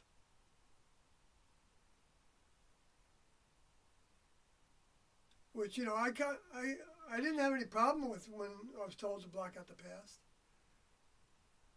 I mean, as an instruction of one of the behaviors that we needed to believe in order to qualify to go with them. They didn't want anybody to go with them that wasn't going to do what they said to do.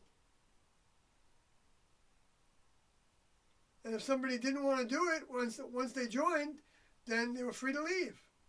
There was nobody, people could have hitchhiked away anytime.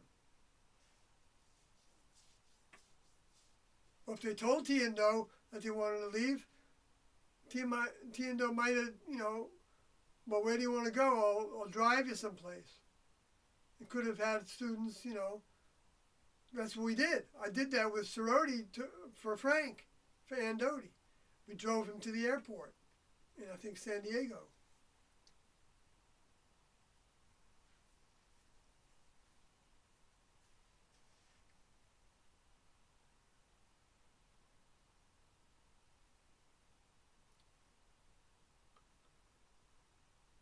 And I was given $600 and a plane ticket. Let me get back to the chat room.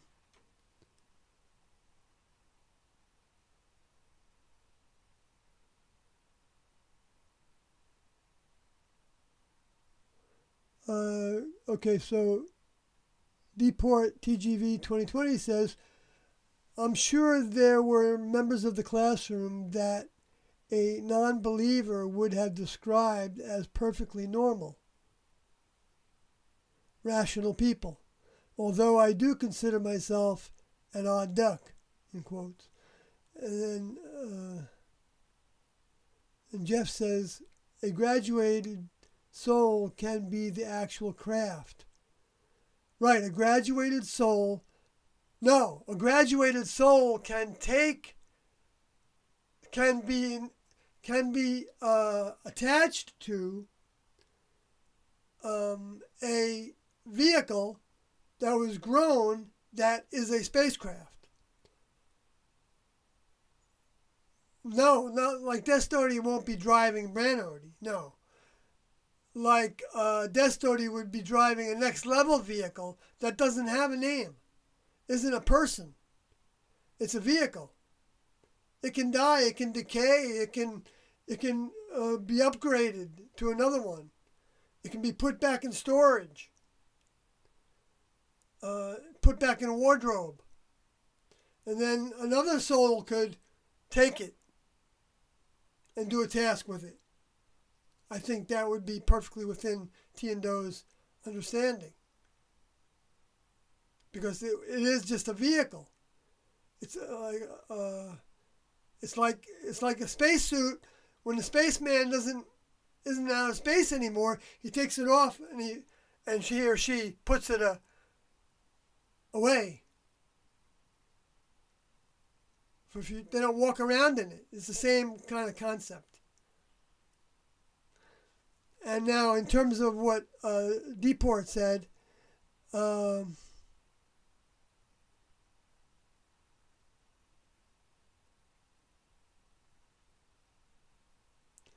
well, yes and no, because normal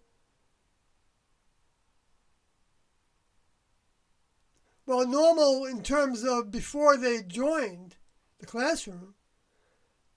Well, but then again, normal, of course, to who? I mean, if you believe in conspiracy theories, then you're not normal to some people. If you believe that there's God's reality, there are gods that are a reality, or that there are spirits in the world, then you're not normal to some people. So it's hard to really, but let me see if I can.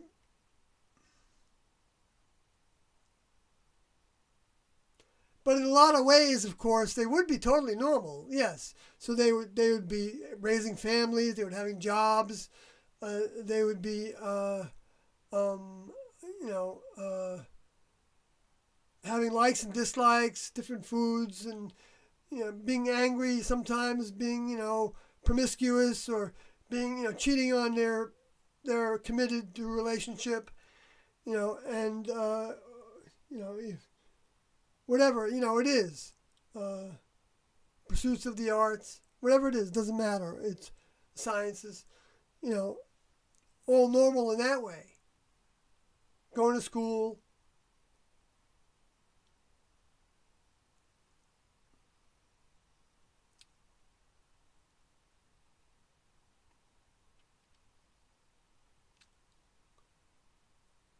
See, we don't know who the non-believers are and who they're not. I mean, they can tell us they're non-believers, and that might be true for that moment. They might not think it's possible that they can be different than they are. But the next level, they keep on giving people, opportunities to question what keeps them human, what keeps them mammalian. But I'm sure there's going to be plenty, maybe even many, the most actually. Well, I shouldn't say most. Well, all the vehicles are going to go, one way or the other. Even if for any reason they wanted one of the vehicles that any of us are occupying now, I don't know, what. They could, because we can't limit the next level. But Doe didn't think that they needed our vehicles for anything. But he did prepare to leave by having change of clothing and in some of the bags and money on some of the vehicles, and I don't think it was just the Mark Twain thing. If it was the Mark Twain thing, with the price of getting into heaven being on the tail of a comet being $5.75, which was related to the amount of money we were given, 75 cents originally, or 75 cents or $1 it was, that we were given when we left the craft while T was in our vehicle to make a phone call if we needed to, when we were doing an out-of-craft task. And then that was changed to $5. I think it was even change in the envelopes. It wasn't just a $5 bill. Maybe sometimes it was. Because we were never out during hours when the store wouldn't be open. Well, unless we were coming home from someplace, and then we were given more funds, which I didn't do that much. Did that a few times. Was sent on a task with Alex Odie one time to meet up with Just Odie and Silva Odie, who were returning potentially to the classroom. And so Doe wanted us to meet them in a motel and get a feel for, where their heads were at, and give them instructions to wash with certain soaps that were delousing and removal of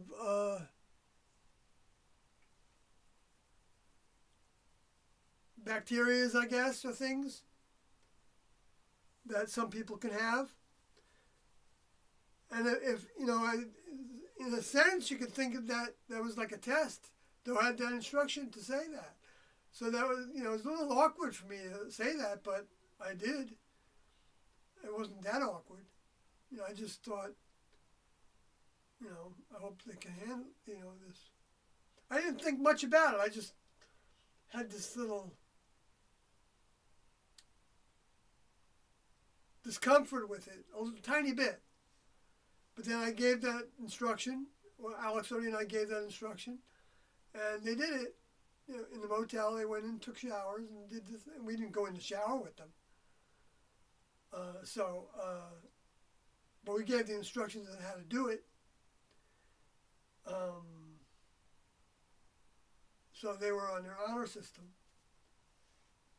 And then we made a phone call, because that was the instruction we had, to talk to Doe about it.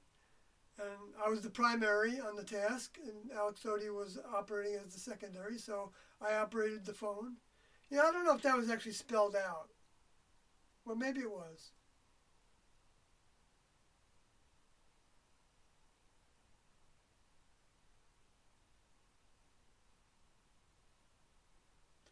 I mean, if it was and Alex Odie had a problem with it, then that was his problem. The same way I was a secondary on many tasks. And it was never a problem for me to be a secondary on a task. So just because it was a task like this didn't mean that I was elevated more than anybody else either. But it kind of looks that way, right, to people.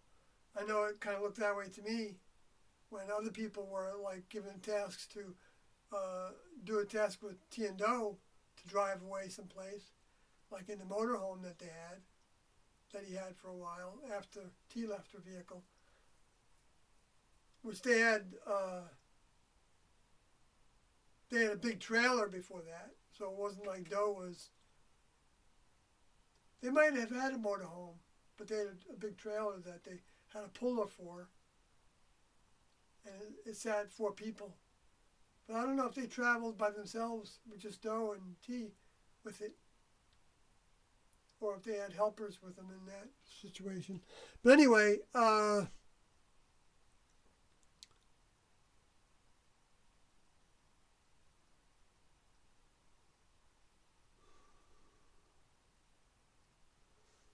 okay, I'm still ticking away.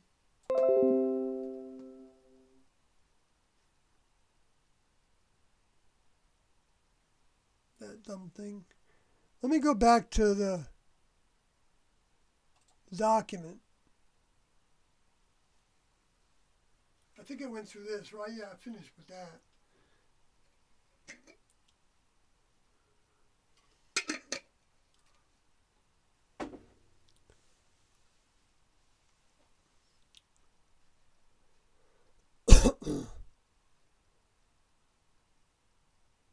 What's going on here? Oh, I had a different screen.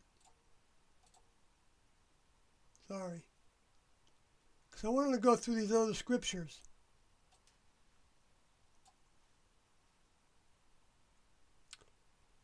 So, one way we can help potentially people is to,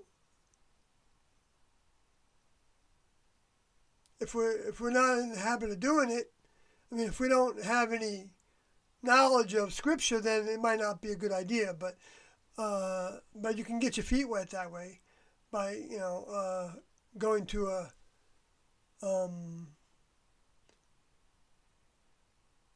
website or whatever where you're allowed to make comments and examining what they're saying and think about whether there's something you want to say about it and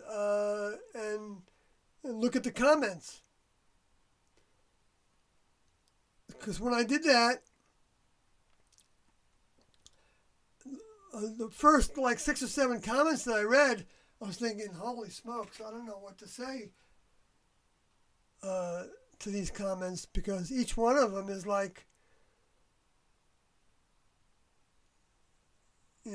I really don't like confronting people, and I don't want to get kicked out, because then if there is somebody among them that might be receptive to some of T&Do's truth, then I want to give them a chance.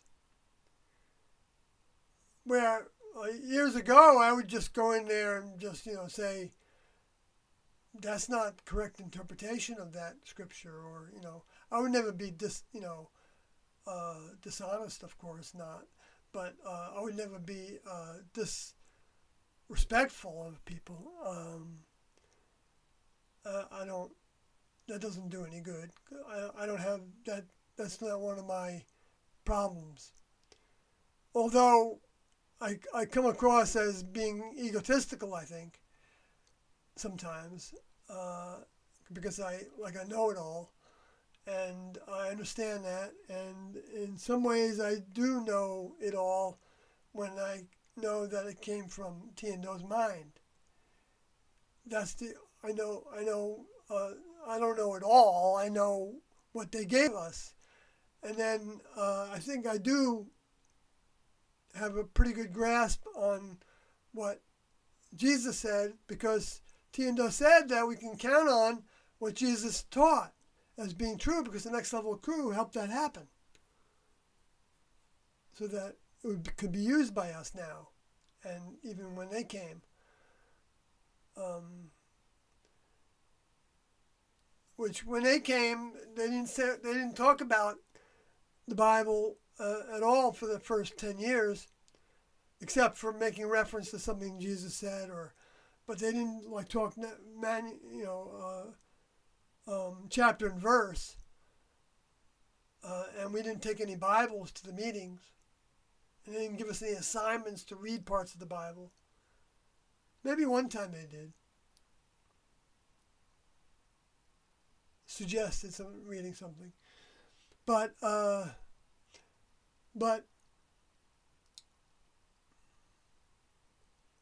until the 90s, when Doe was talking about going public again, and wanted to figure out how to speak to people, and so he brought in a bunch of Bibles and Strong's Concordance and different versions of the Bible, Amplified, the Dakes, the Companion, the Parallel. That the Parallel has 4 different versions in it. Dakes has a lot more translation options. Don't like that. Amplified also he liked, because it had more translation options.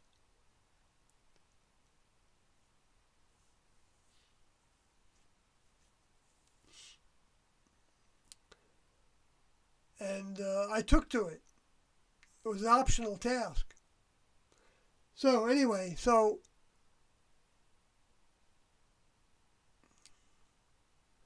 I'm going to start with reading the top of the screen there, and that'll get me into what I want to talk about in this regard, and that is Matthew 28:20. Teaching them to observe all things whatsoever I have commanded you. And lo, I am with you always, even unto the end of the world. Amen. I should have actually put more than that in there because there's a little more context is necessary, I think.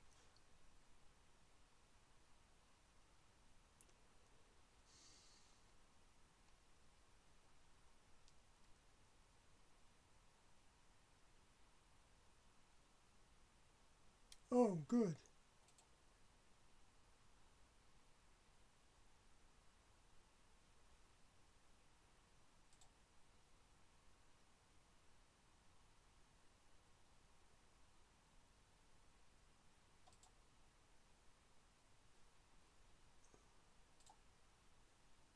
Let me see here.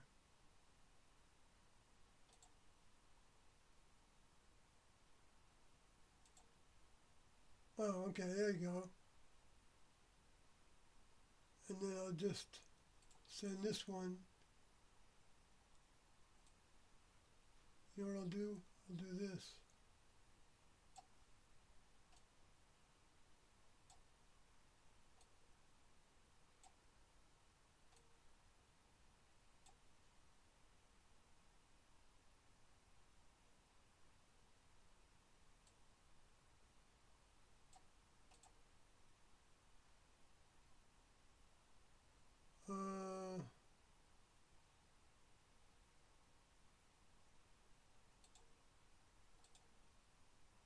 All right. I'll just have to go back and forth with this.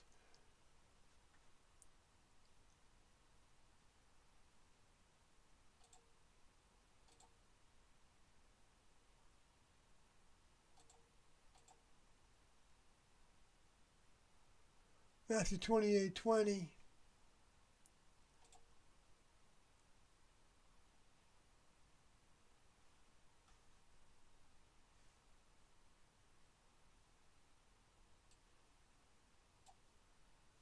Matthew 28:20.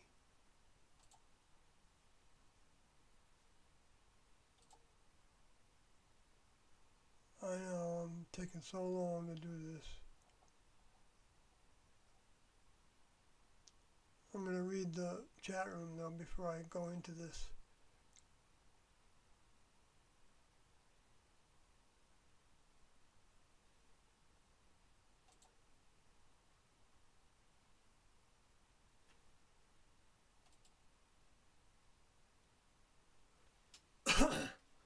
Okay, so he says, go ye therefore and teach all nations, baptizing them in the name of the Father and of the Son and the Holy Ghost, teaching them to observe all things whatsoever I have commanded you. And lo, I am with you always, even unto the end of the world. Amen. Okay, so the word observe comes from the word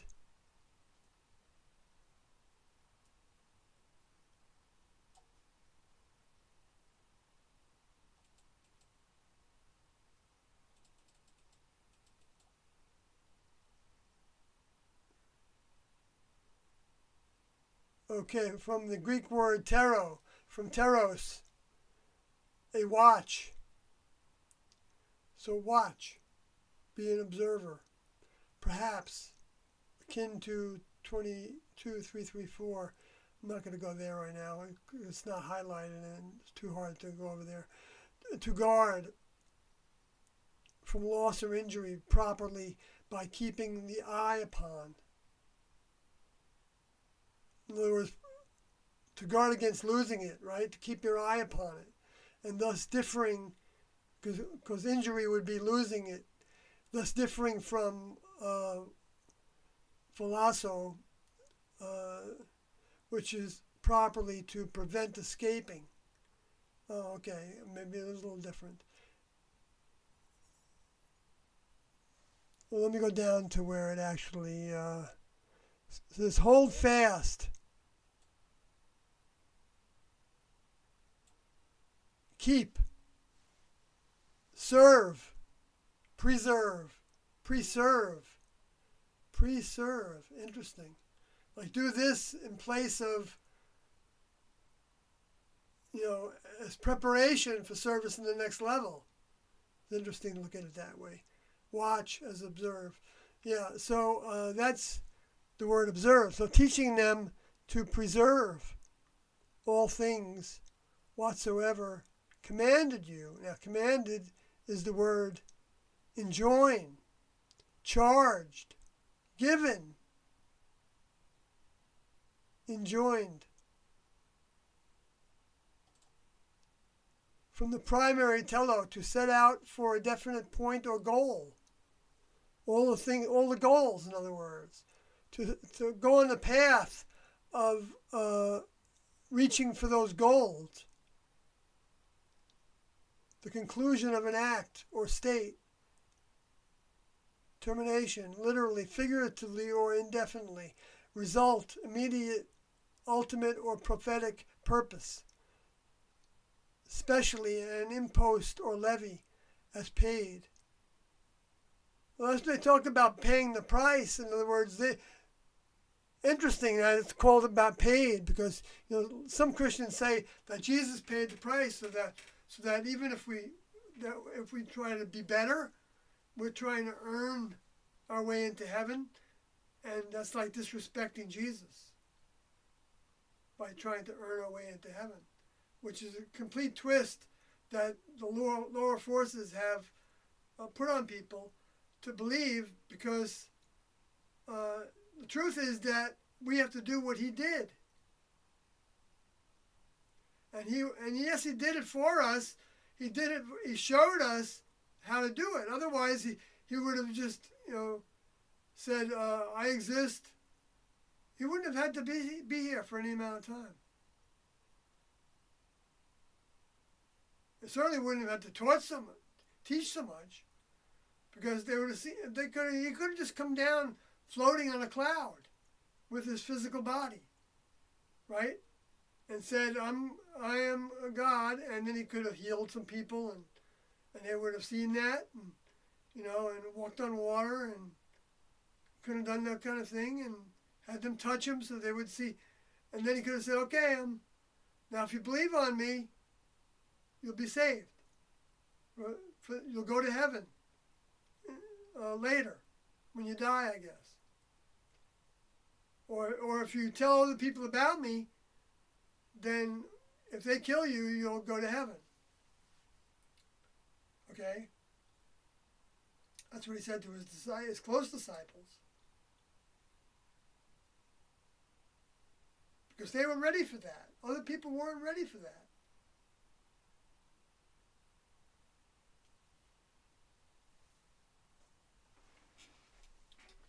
It wasn't the time for that for other people.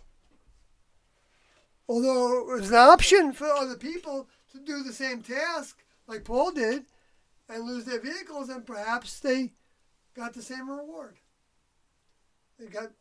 I think they got awarded a next level vehicle or a student vehicle, equivalent to a Luciferian vehicle.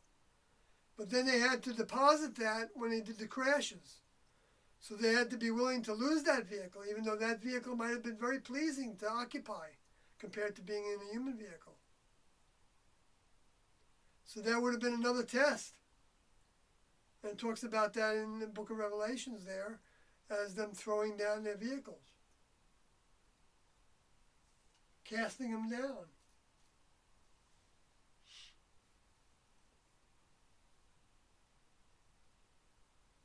Which I think was Revelation 4, chapter 4, talks about that. That was applied to the 4 living beings and Lucifer, the 24 elders that were related to being class members. Because he did start to talk about Scripture in the Beyond Human tapes.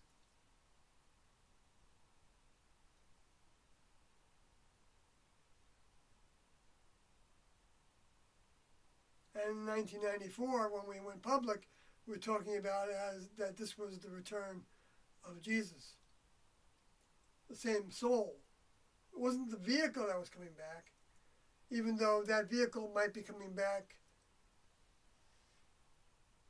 as depicted in Revelation 19 that Doe talked about, kind of happening in different ways.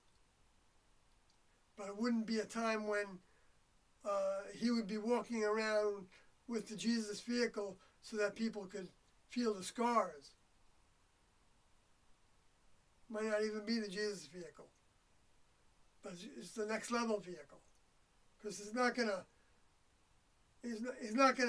have long hair and stuff.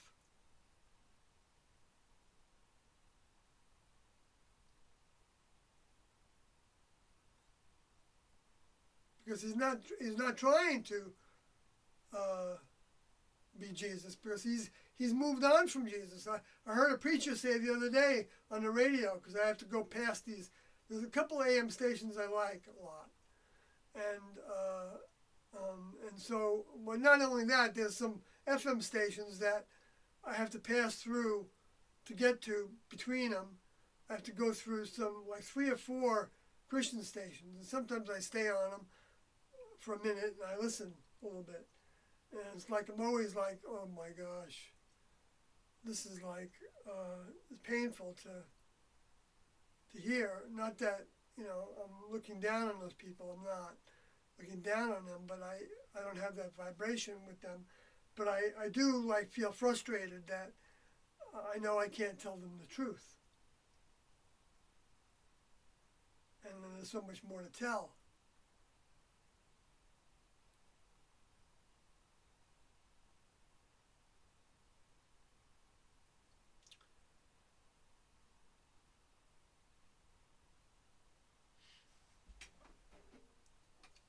The new truth. Not that Jesus didn't tell the truth. He did. And Doe even talked about that how when we were listening to preachers on the satellite dishes while we were living outdoors or indoors. And we had satellite feeds that we would subscribe to.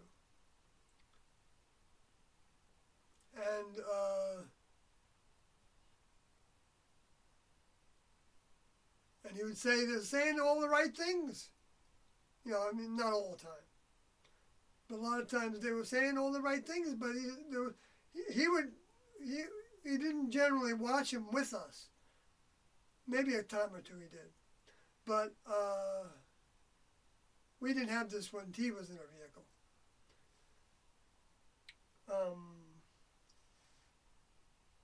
Because T didn't need to go through this. That's why she left early. Like she said she would. They told Doe right away that he didn't understand what she meant, but after she left her vehicle, then he knew what you meant. They did prep us for them both leaving before us.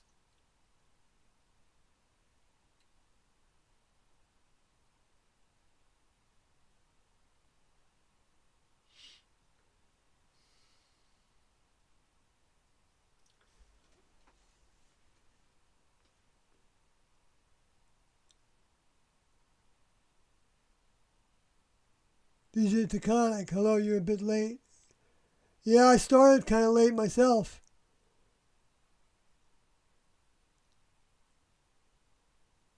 Newport TGV 2020. Did T and Doe ever gather any information from the Qumran or the Torah?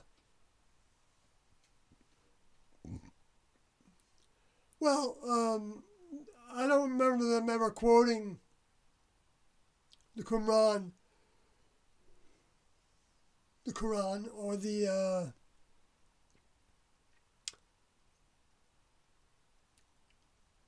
but they said that the people of Islam that were wanting to maintain wearing their headscarves were the next level approved of that, because they were trying to live by trying to be more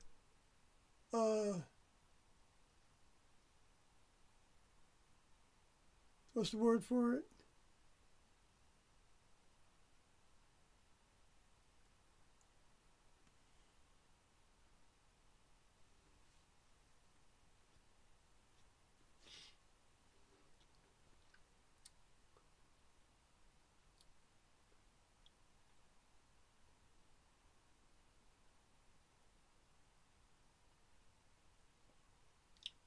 more chaste in their appearance, or more,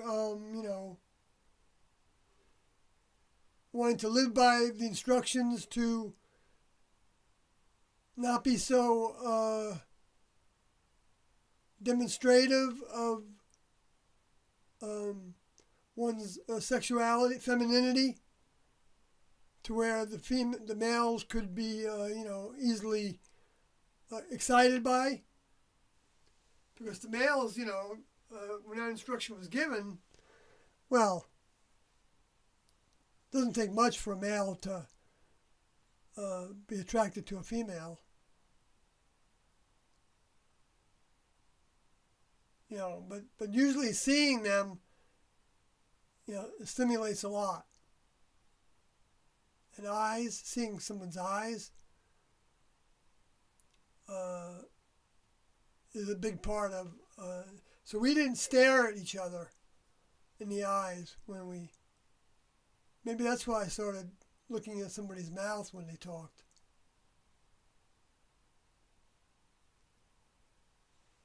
I mean, it doesn't mean we didn't look at somebody's eyes, but we didn't look at them with a stare.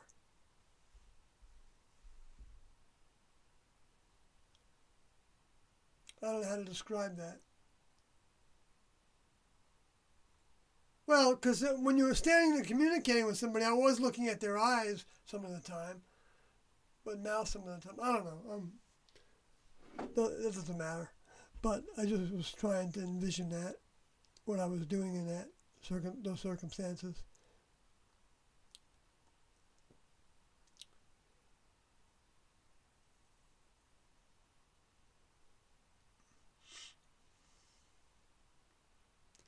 But, it had to do with a continual custom, the instructions, in other words, the ending. Wait a minute, is that the right word for that?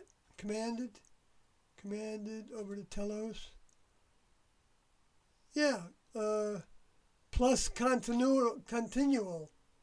Oh, yeah, so commanded is following instructions continually. Like I was talking about in the last live stream about the piano roll. And also accrued was the word for it. I saw somewhere.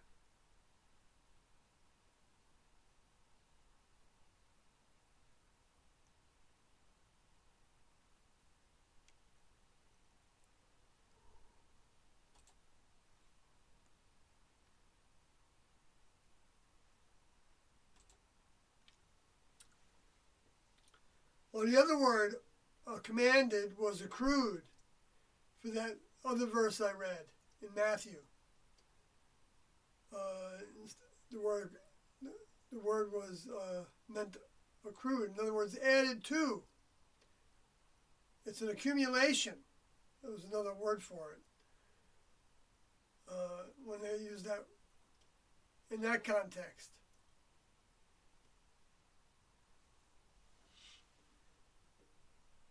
But also a qualification.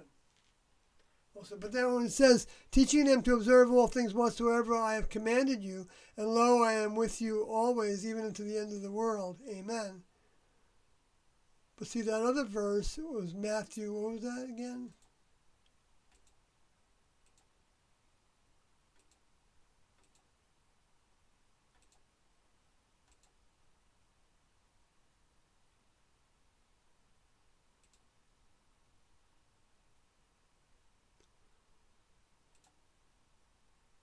Was it Matthew 1?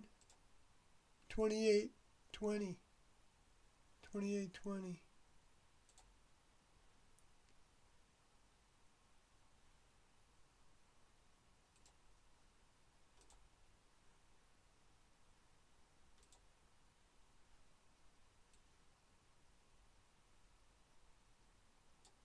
Teaching them to observe all things whatsoever I have commanded you. See, it's a different word here. It's from the word to enjoin, from the base of telos, to enjoin, to give charge, give commandments, enjoin. Well, that's not the one I'm talking about. Accrued.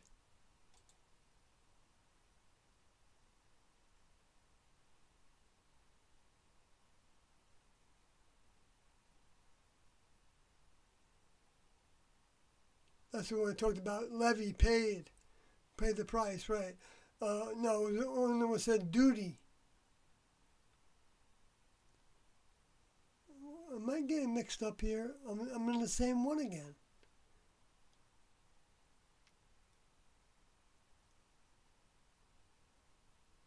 I don't know. I'm getting mixed up. I'm getting tired too.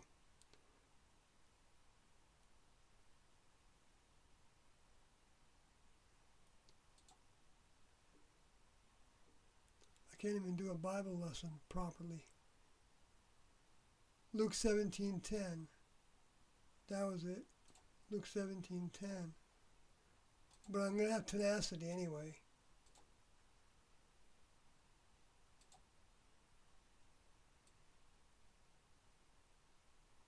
I'm going to make this point as long as the internet stays alive. So likewise ye, when ye shall have done all those things which are commanded you, you say, we are unprofitable servants. We have done that which was our duty to do. Now, see, that word duty is through the idea of, probably from the base of opheilios,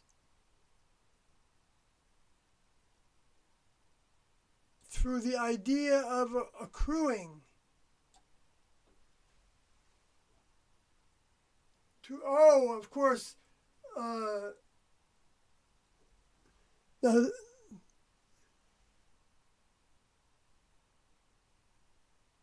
they're saying to fail in duty.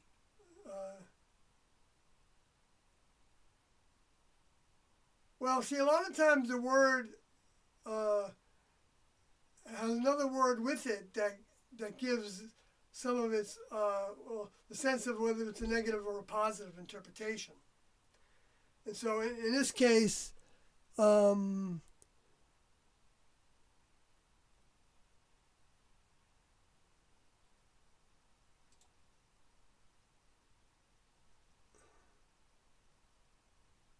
I was going to refer to that in terms of unprofitable, because it didn't make any sense to me that it says, say we are unprofitable servants. So likewise ye, when ye have done all these things which are commanded you, say we are unprofitable servants.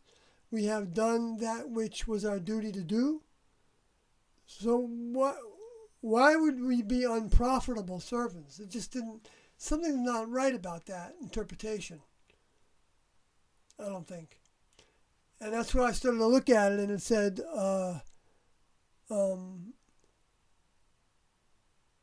it was euphemistically unmeritorious or unprofitable. But a derivative of chera, which same as this here, ought to be ought. We are ought servants, or we are to handle, to furnish what is needed. So likewise ye, when ye shall have done all those things which are given to you, say we are servants that are handling it, or furnishing what we need to do. We are qualifying. We are in the employment of, by implication to the employ. We are employed servants. So how this got put into, I don't think they were picking up on, an employed servant would be a profitable servant, right? Because useful was another way they were writing it. But they were saying it was useless. But see, it had a negative particle with it. And so the way that this word is designed as CHROMAI,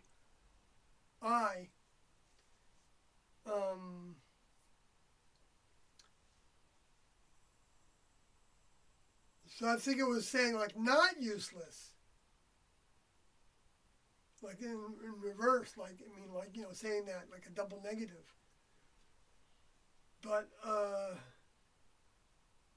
because it talks about having done their duty, and duty has to do with through the idea of accruing. In other words, their tasks. They had accumulated their piano roll of which included going public.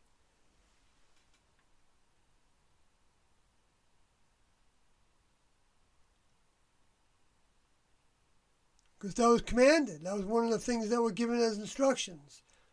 To arrange thoroughly, to prescribe, to institute, to appoint, to command, to give, to set in order. Set in order, in other words, give some things to do and prioritize them, to ordain them.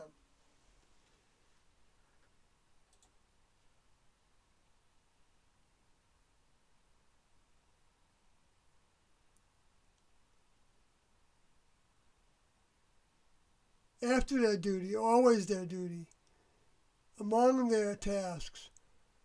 There's also a way to look at the beginning of that word that was used for duty, is dia, because of those tasks, for the sake of the tasks, for the sake of heaven, like Jesus talked about, eunuchs, people that made themselves eunuchs for the kingdom of heaven, or some types of the eunuchs.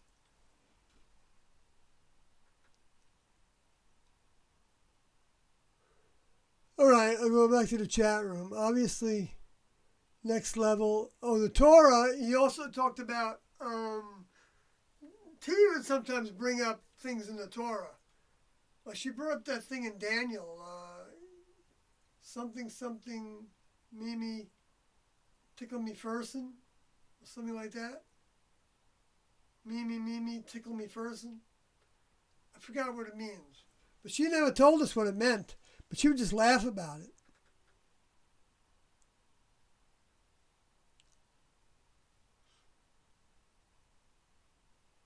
They said that Moses, his vehicle was taken.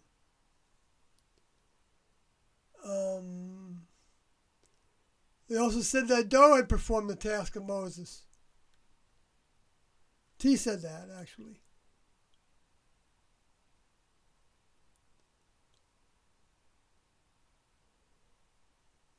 All right, so deport TGV, I'm going to close this pretty soon. But obviously, next level bodies are more sophisticated than human bodies. Or are there multiple levels of next level bodies, or are they all the same? There's different kinds of next level bodies. Yeah. I don't know if you would call them, they didn't talk about them as multiple levels, but there were bodies that can do things that other bodies don't do. And the body you get is also a body that's able to relate to humans at a human level at first, because they might have tasks for you to do things in the human kingdom, and among even humans, if the humans were not hostile, which is possible that could happen on the earth, that they could go through a period before the next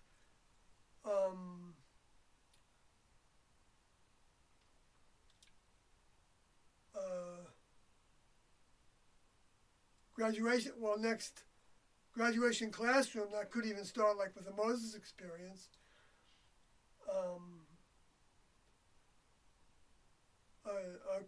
Could happen to where before that it's used, the earth is used as a heavenly body, which means that it can be a place where next level members and their spacecrafts come and go and are seen, are visible, and are even working with people, face to face. Like the Cocoon movie might be an example of that. They like the Cocoon movie. Well, I think maybe we only saw it when after T left her vehicle, but I know Doe liked it.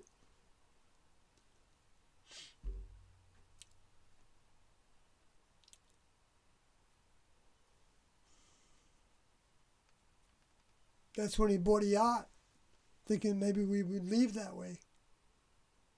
And that's when I started to wonder if because I had the book The Hemlock Society was in the craft at that point. And so I started to think, well, I guess we might be leaving our vehicles by our own hands. So I wonder if we would, like, if we didn't get picked up by a spacecraft, whether we would die by drowning. And I remember thinking, that doesn't sound like too much. I'm not looking forward to that. But I wasn't thinking that that was going to happen. But I remember going through that thinking, and I didn't get that thinking from Doe. He didn't go through that kind of thing that I can remember. But maybe he did. Maybe he did say something about it, and I just spaced it out. Or, maybe my vehicle blocked it. Or didn't know he was talking about it. That. Leaving our vehicles by our own hands at that point.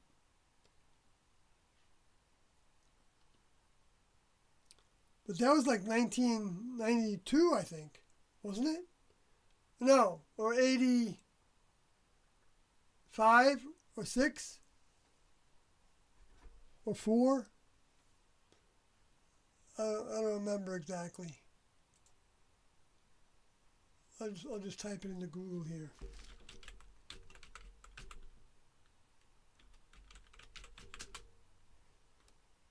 Coon movie, 1985, June 21st. T left her vehicle June 19th,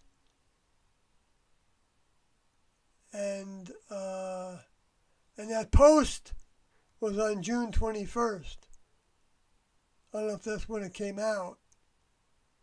Well, yeah, I guess that's what that means. That post wasn't done then. Yeah. That was the release date.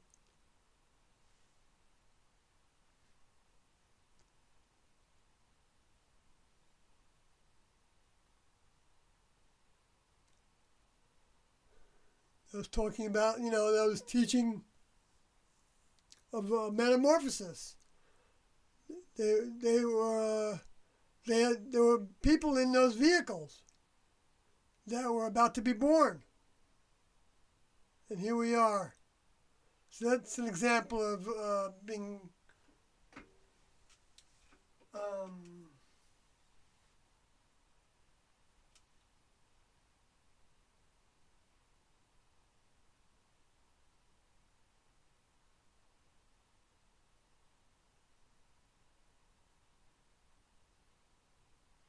I gotta get that movie and see if we can get my daughter to watch it.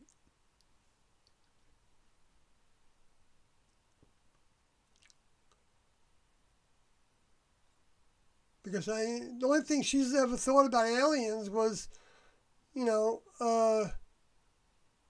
ugly pictures or E.T., which that's not accurate.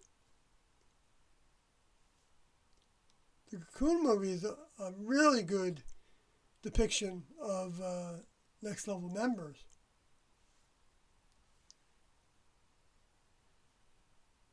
With that kind of a vehicle. Not the only kind of vehicle. I mean, Doe liked the movie. The fact that they showed them playing cards, that was fun. Because that means they were holding physical objects. They weren't spirits. Just like Jesus said he wasn't before he left. Because they were trying to demonstrate that they have physical bodies in the next level. So that we wouldn't be surprised to hear that when he came back. Our vehicles were prepared for that. Prepared to be a match for us. In every way, in understanding and in... so it's not an accident that there's a bunch of people that are in vehicles now. And that makes sense to, but I believe in T and Do and everything they taught. And I wanted to be of service to them. And I assume are expressing that to them in their privacy.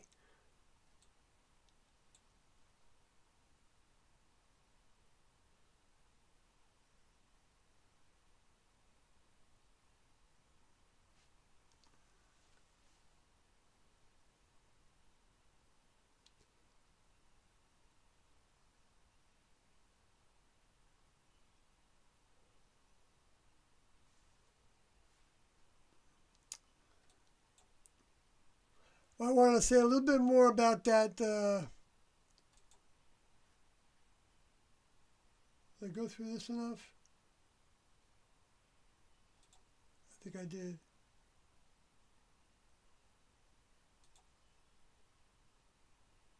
What's that? Oh, that's right. This thing is over here.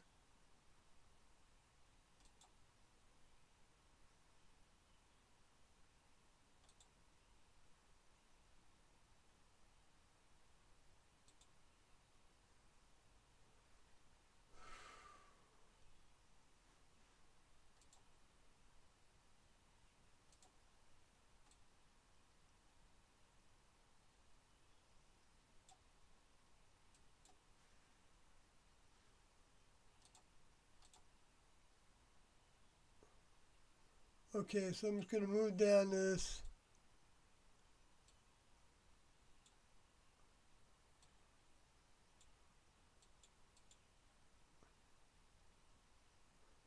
Oh yeah, so I wrote about this. Some Christians believe that we don't earn our membership in the kingdom of heaven, which is true in the sense that we can do all the equivalent things Jesus taught.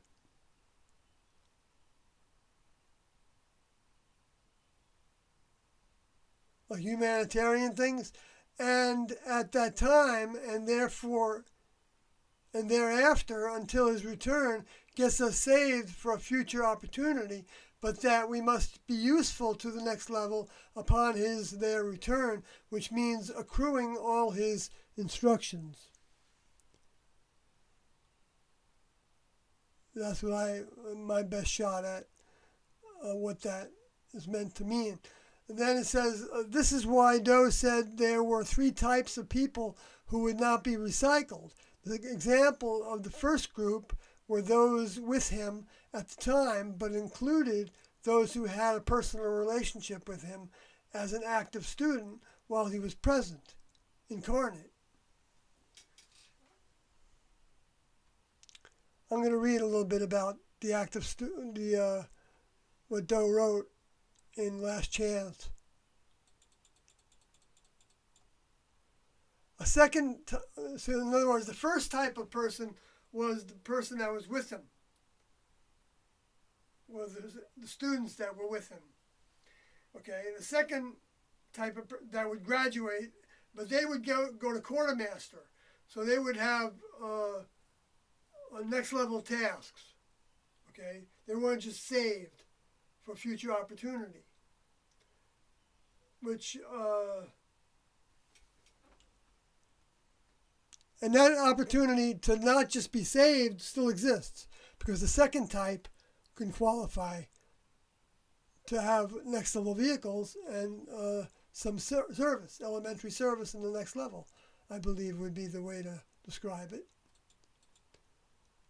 So the second type is the one who recognizes the representative, recognizes the information of the next level, and that is coming through the representative, knows it is true, and has not yet had the strength to complete it.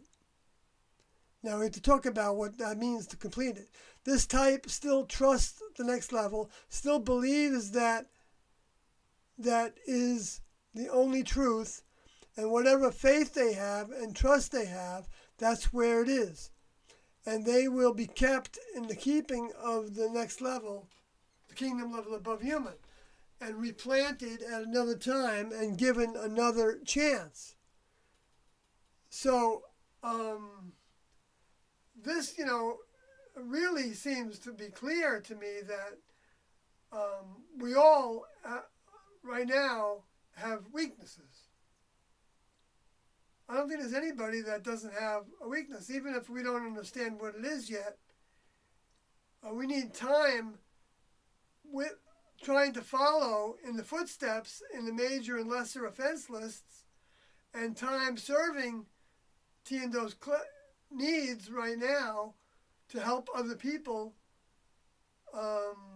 that potentially have the chance to also come to believe in Tiendo.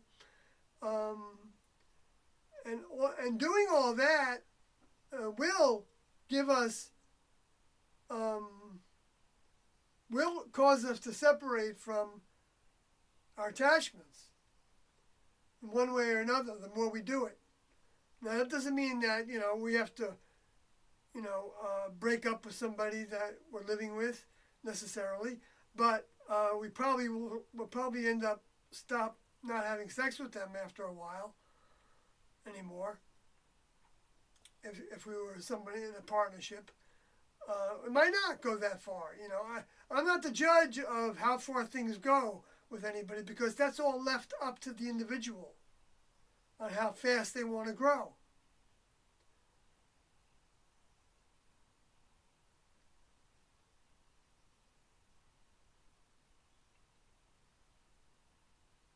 And whether they're, they want to be saved or not. They may feel like, just telling other people about T&O is a big step for me, and I gotta take one thing at a time. I understand that. I'm not the one that judges anybody anyway, so it doesn't even matter if I understand it. But I can relate to that. That's kind of where I'm at, even though I'm not with anybody. I'm not having sex with anybody, but but that's, to be honest with you, that's because it never worked out, and I don't really go after it. I mean, I could go after it. I could find somebody to pay for if I wanted to.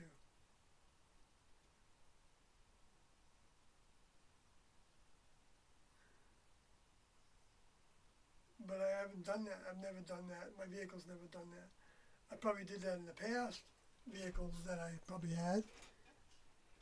We probably experienced most things in the world by the time we're ready to graduate or even move up to the next, the step before graduation, 12th grade, getting out of the things that we got into in the human first 6 grades. By the 12th grade, we're kind of out of it. Nothing in the human kingdom really appeals to us that much. We can't put our heart into things that are, or stick with it.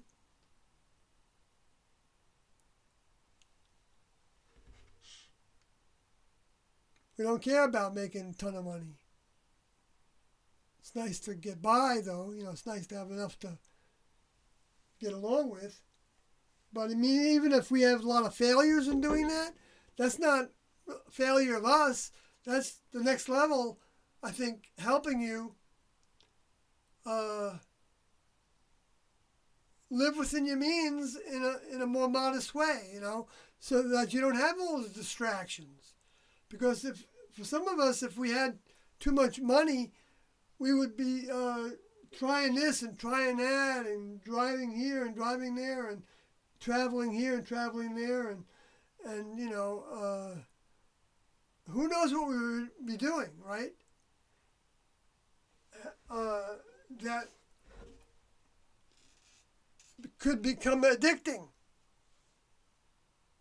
to where we don't even want to pay attention to anything that would mean thinking that I'm doing something that I need to outgrow in order to graduate and evolve because of. No, instead, people would rather think that they're evolving just by thinking about evolving. In other words, the God's people or the Christians or the religious that think they're getting the ultimate reward of some kind of a heaven by strictly believing in and quoting scripture and giving tithes to different organizations that might do some things for people in humanitarian ways, which is fine. It's good. It's about the best behavior you can have is to be humanitarian. But when the older member is present, the best behavior we can have is to look into to be with the older member. I mean, that's the best we can do. And to graduate. And that's for our benefit.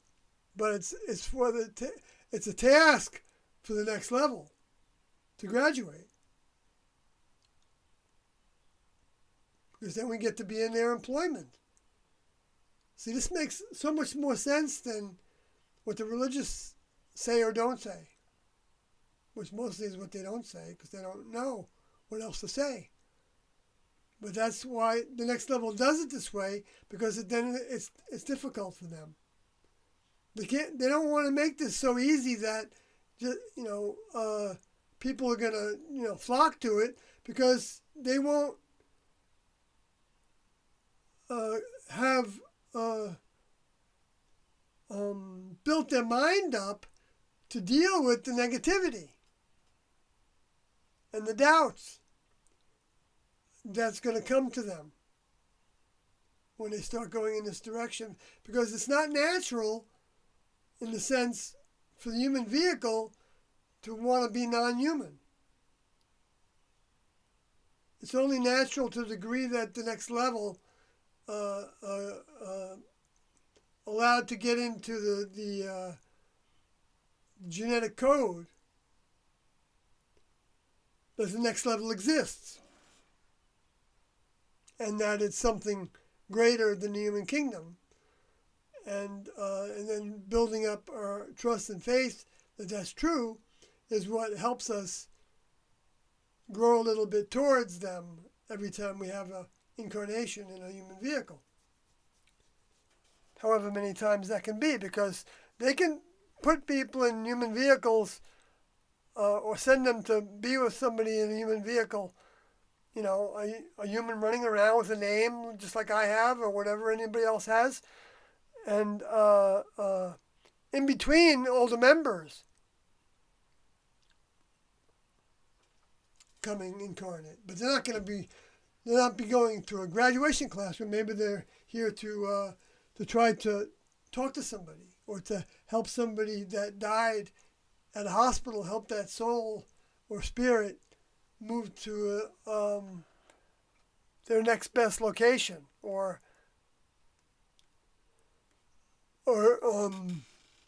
get some help with the transition so they're not so freaked out. Because some can be just freaked out about it for a while. I don't know, for how long. Maybe forever. Who knows? Maybe those are the kind that become haunted. People that are murdered and things end up haunting the house because they're so freaked out when they died. And they maybe didn't get help from the next level to calm down. I remember driving someplace in the classroom late at night, coming back from something with, 3 other students, I think, in the car. And we came upon an accident in the middle of the freeway. I think it was like a 4-lane, 2 lanes in each direction. And as we passed, going very slow in the other lane,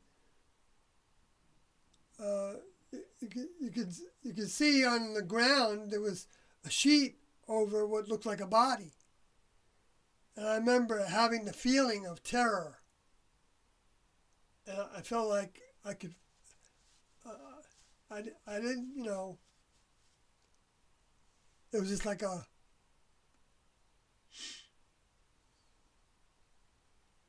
and I immediately thought, Maybe that was the soul that was, or the spirit that was outside that vehicle.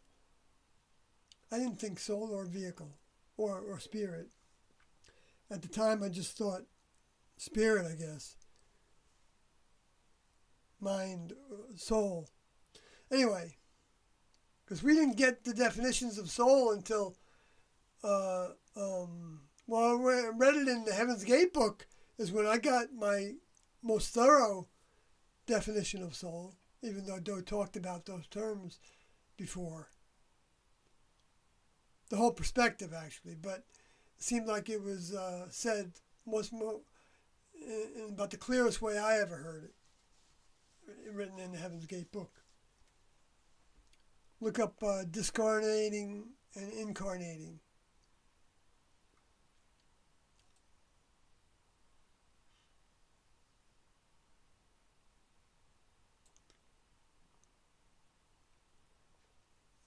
And then Doe goes through a little bit of a sidetrack.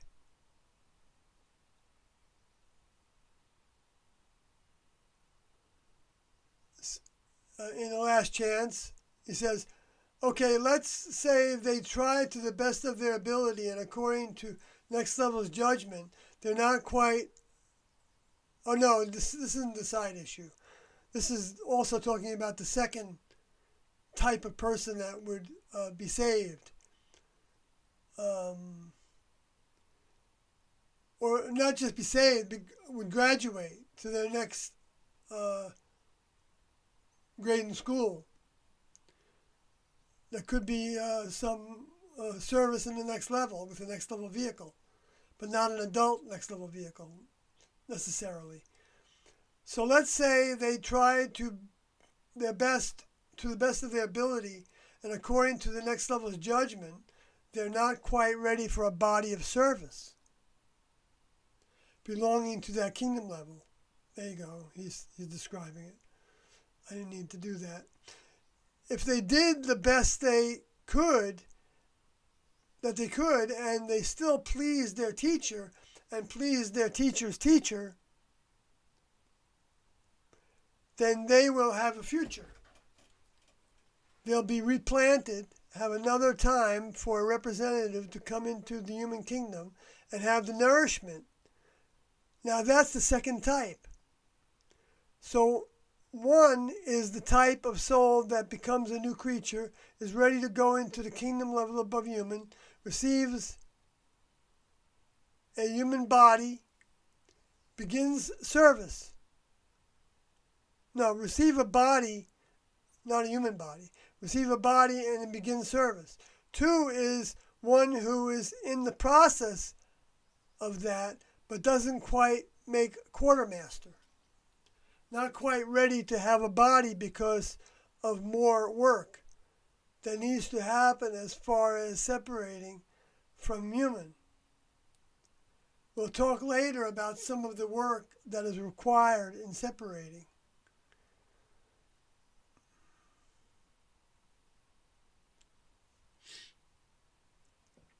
He says there is a side issue to the next level's presence that is a very interesting phenomenon.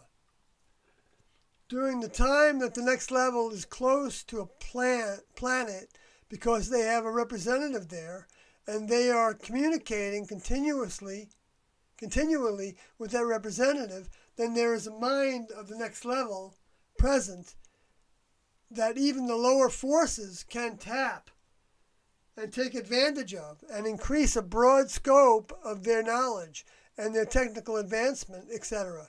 Now, how long has the next level been here with me and my older member? Since the early 20s. Well, I think of the advancement that has taken place on the planet as far as technical advancement and scientific development since the early 20s. Because that presence was here and all creatures could draw upon and use, including lower creatures who are here who don't believe that they want to go to my Father's kingdom at all. They want to remain human.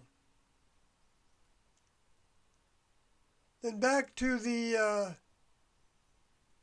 third three types. Okay, back to the three types. 1, those ready for quartermaster. 2, those not quite ready. And the third type, those who recognize the information of the next level and are attempting, even without knowing of the represented presence, to break away in their own way. Now, when they attempt to break away in their own way, not even aware that I'm here or that my older member has been here at this particular time, they somehow or another find themselves drawn to others who are breaking away.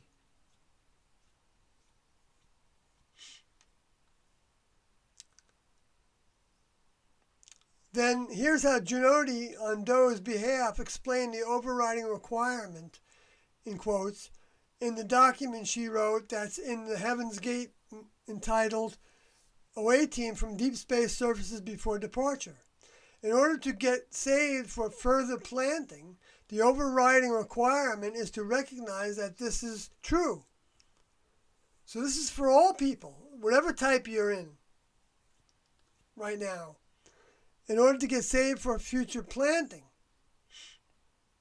Well, the other one was getting saved for future attempts to become an adult, become have a next level vehicle and have next level tasks.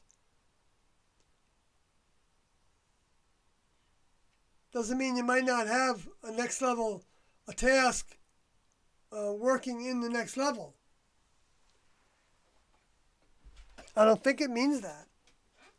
But I mean, he didn't say the door was closed to anybody. So, and growth is always a matter of how fast we want to grow. So there's no reason to hold back. I mean, the best we can do, I believe, is to say to the next level, help me, make me a tool in your tool chest, I want to be a puppet of your instructions. But I know that you're not going to make me a puppet because you don't want puppets. You don't need puppets. You can technically design robots and puppets. You want co-workers, not because you need them, but because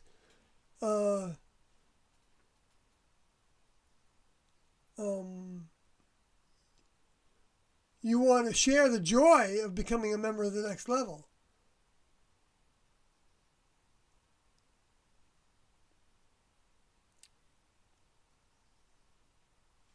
Oh, I didn't finish reading that because I see I didn't have it formatted right. I thought it was another thing. So in order to get saved for future further planting, the overriding requirement is to recognize that this is true, that these are the facts. You must believe that we represent the kingdom that created this planet and all of its inhabitants. And you must be willing to take a stand in defense of that belief and sustain that stand until the end, your departure, regardless of the consequences.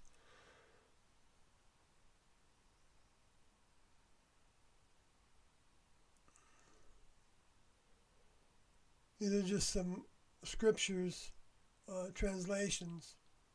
And then what I started to talk about today was at the end here.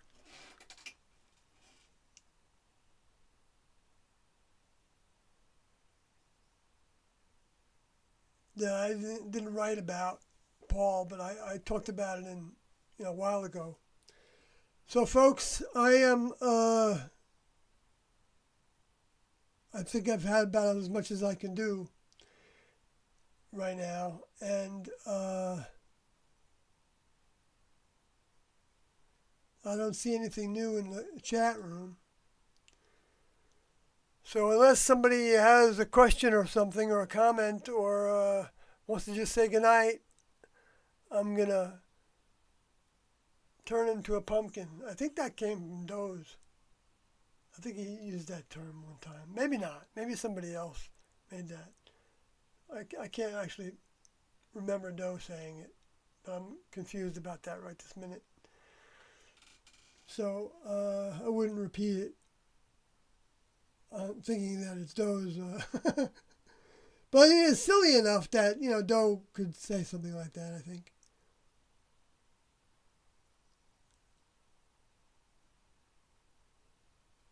You're welcome, Jeff. Good night to you as well.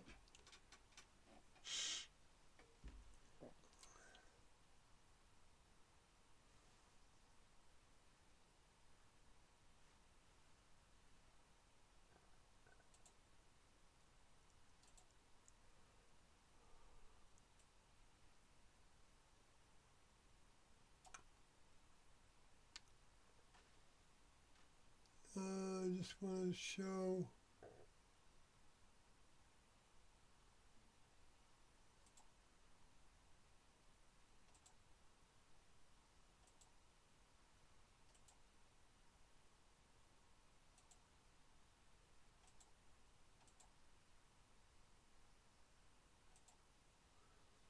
There he is.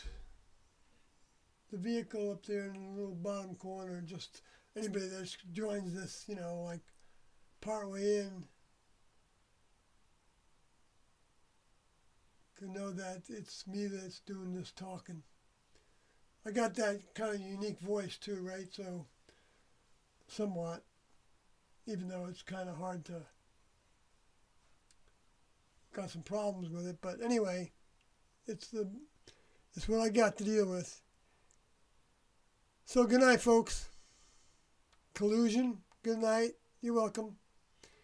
My pleasure. I hope we get to do this again. And I'm probably going to be doing more and more with Bible things, because I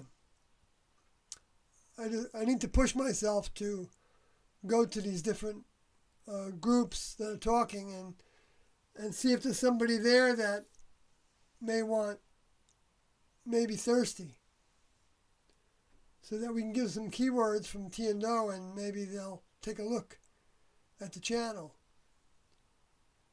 I'm not making money on this, so it doesn't matter to me if I have more people that are interested, subscribers.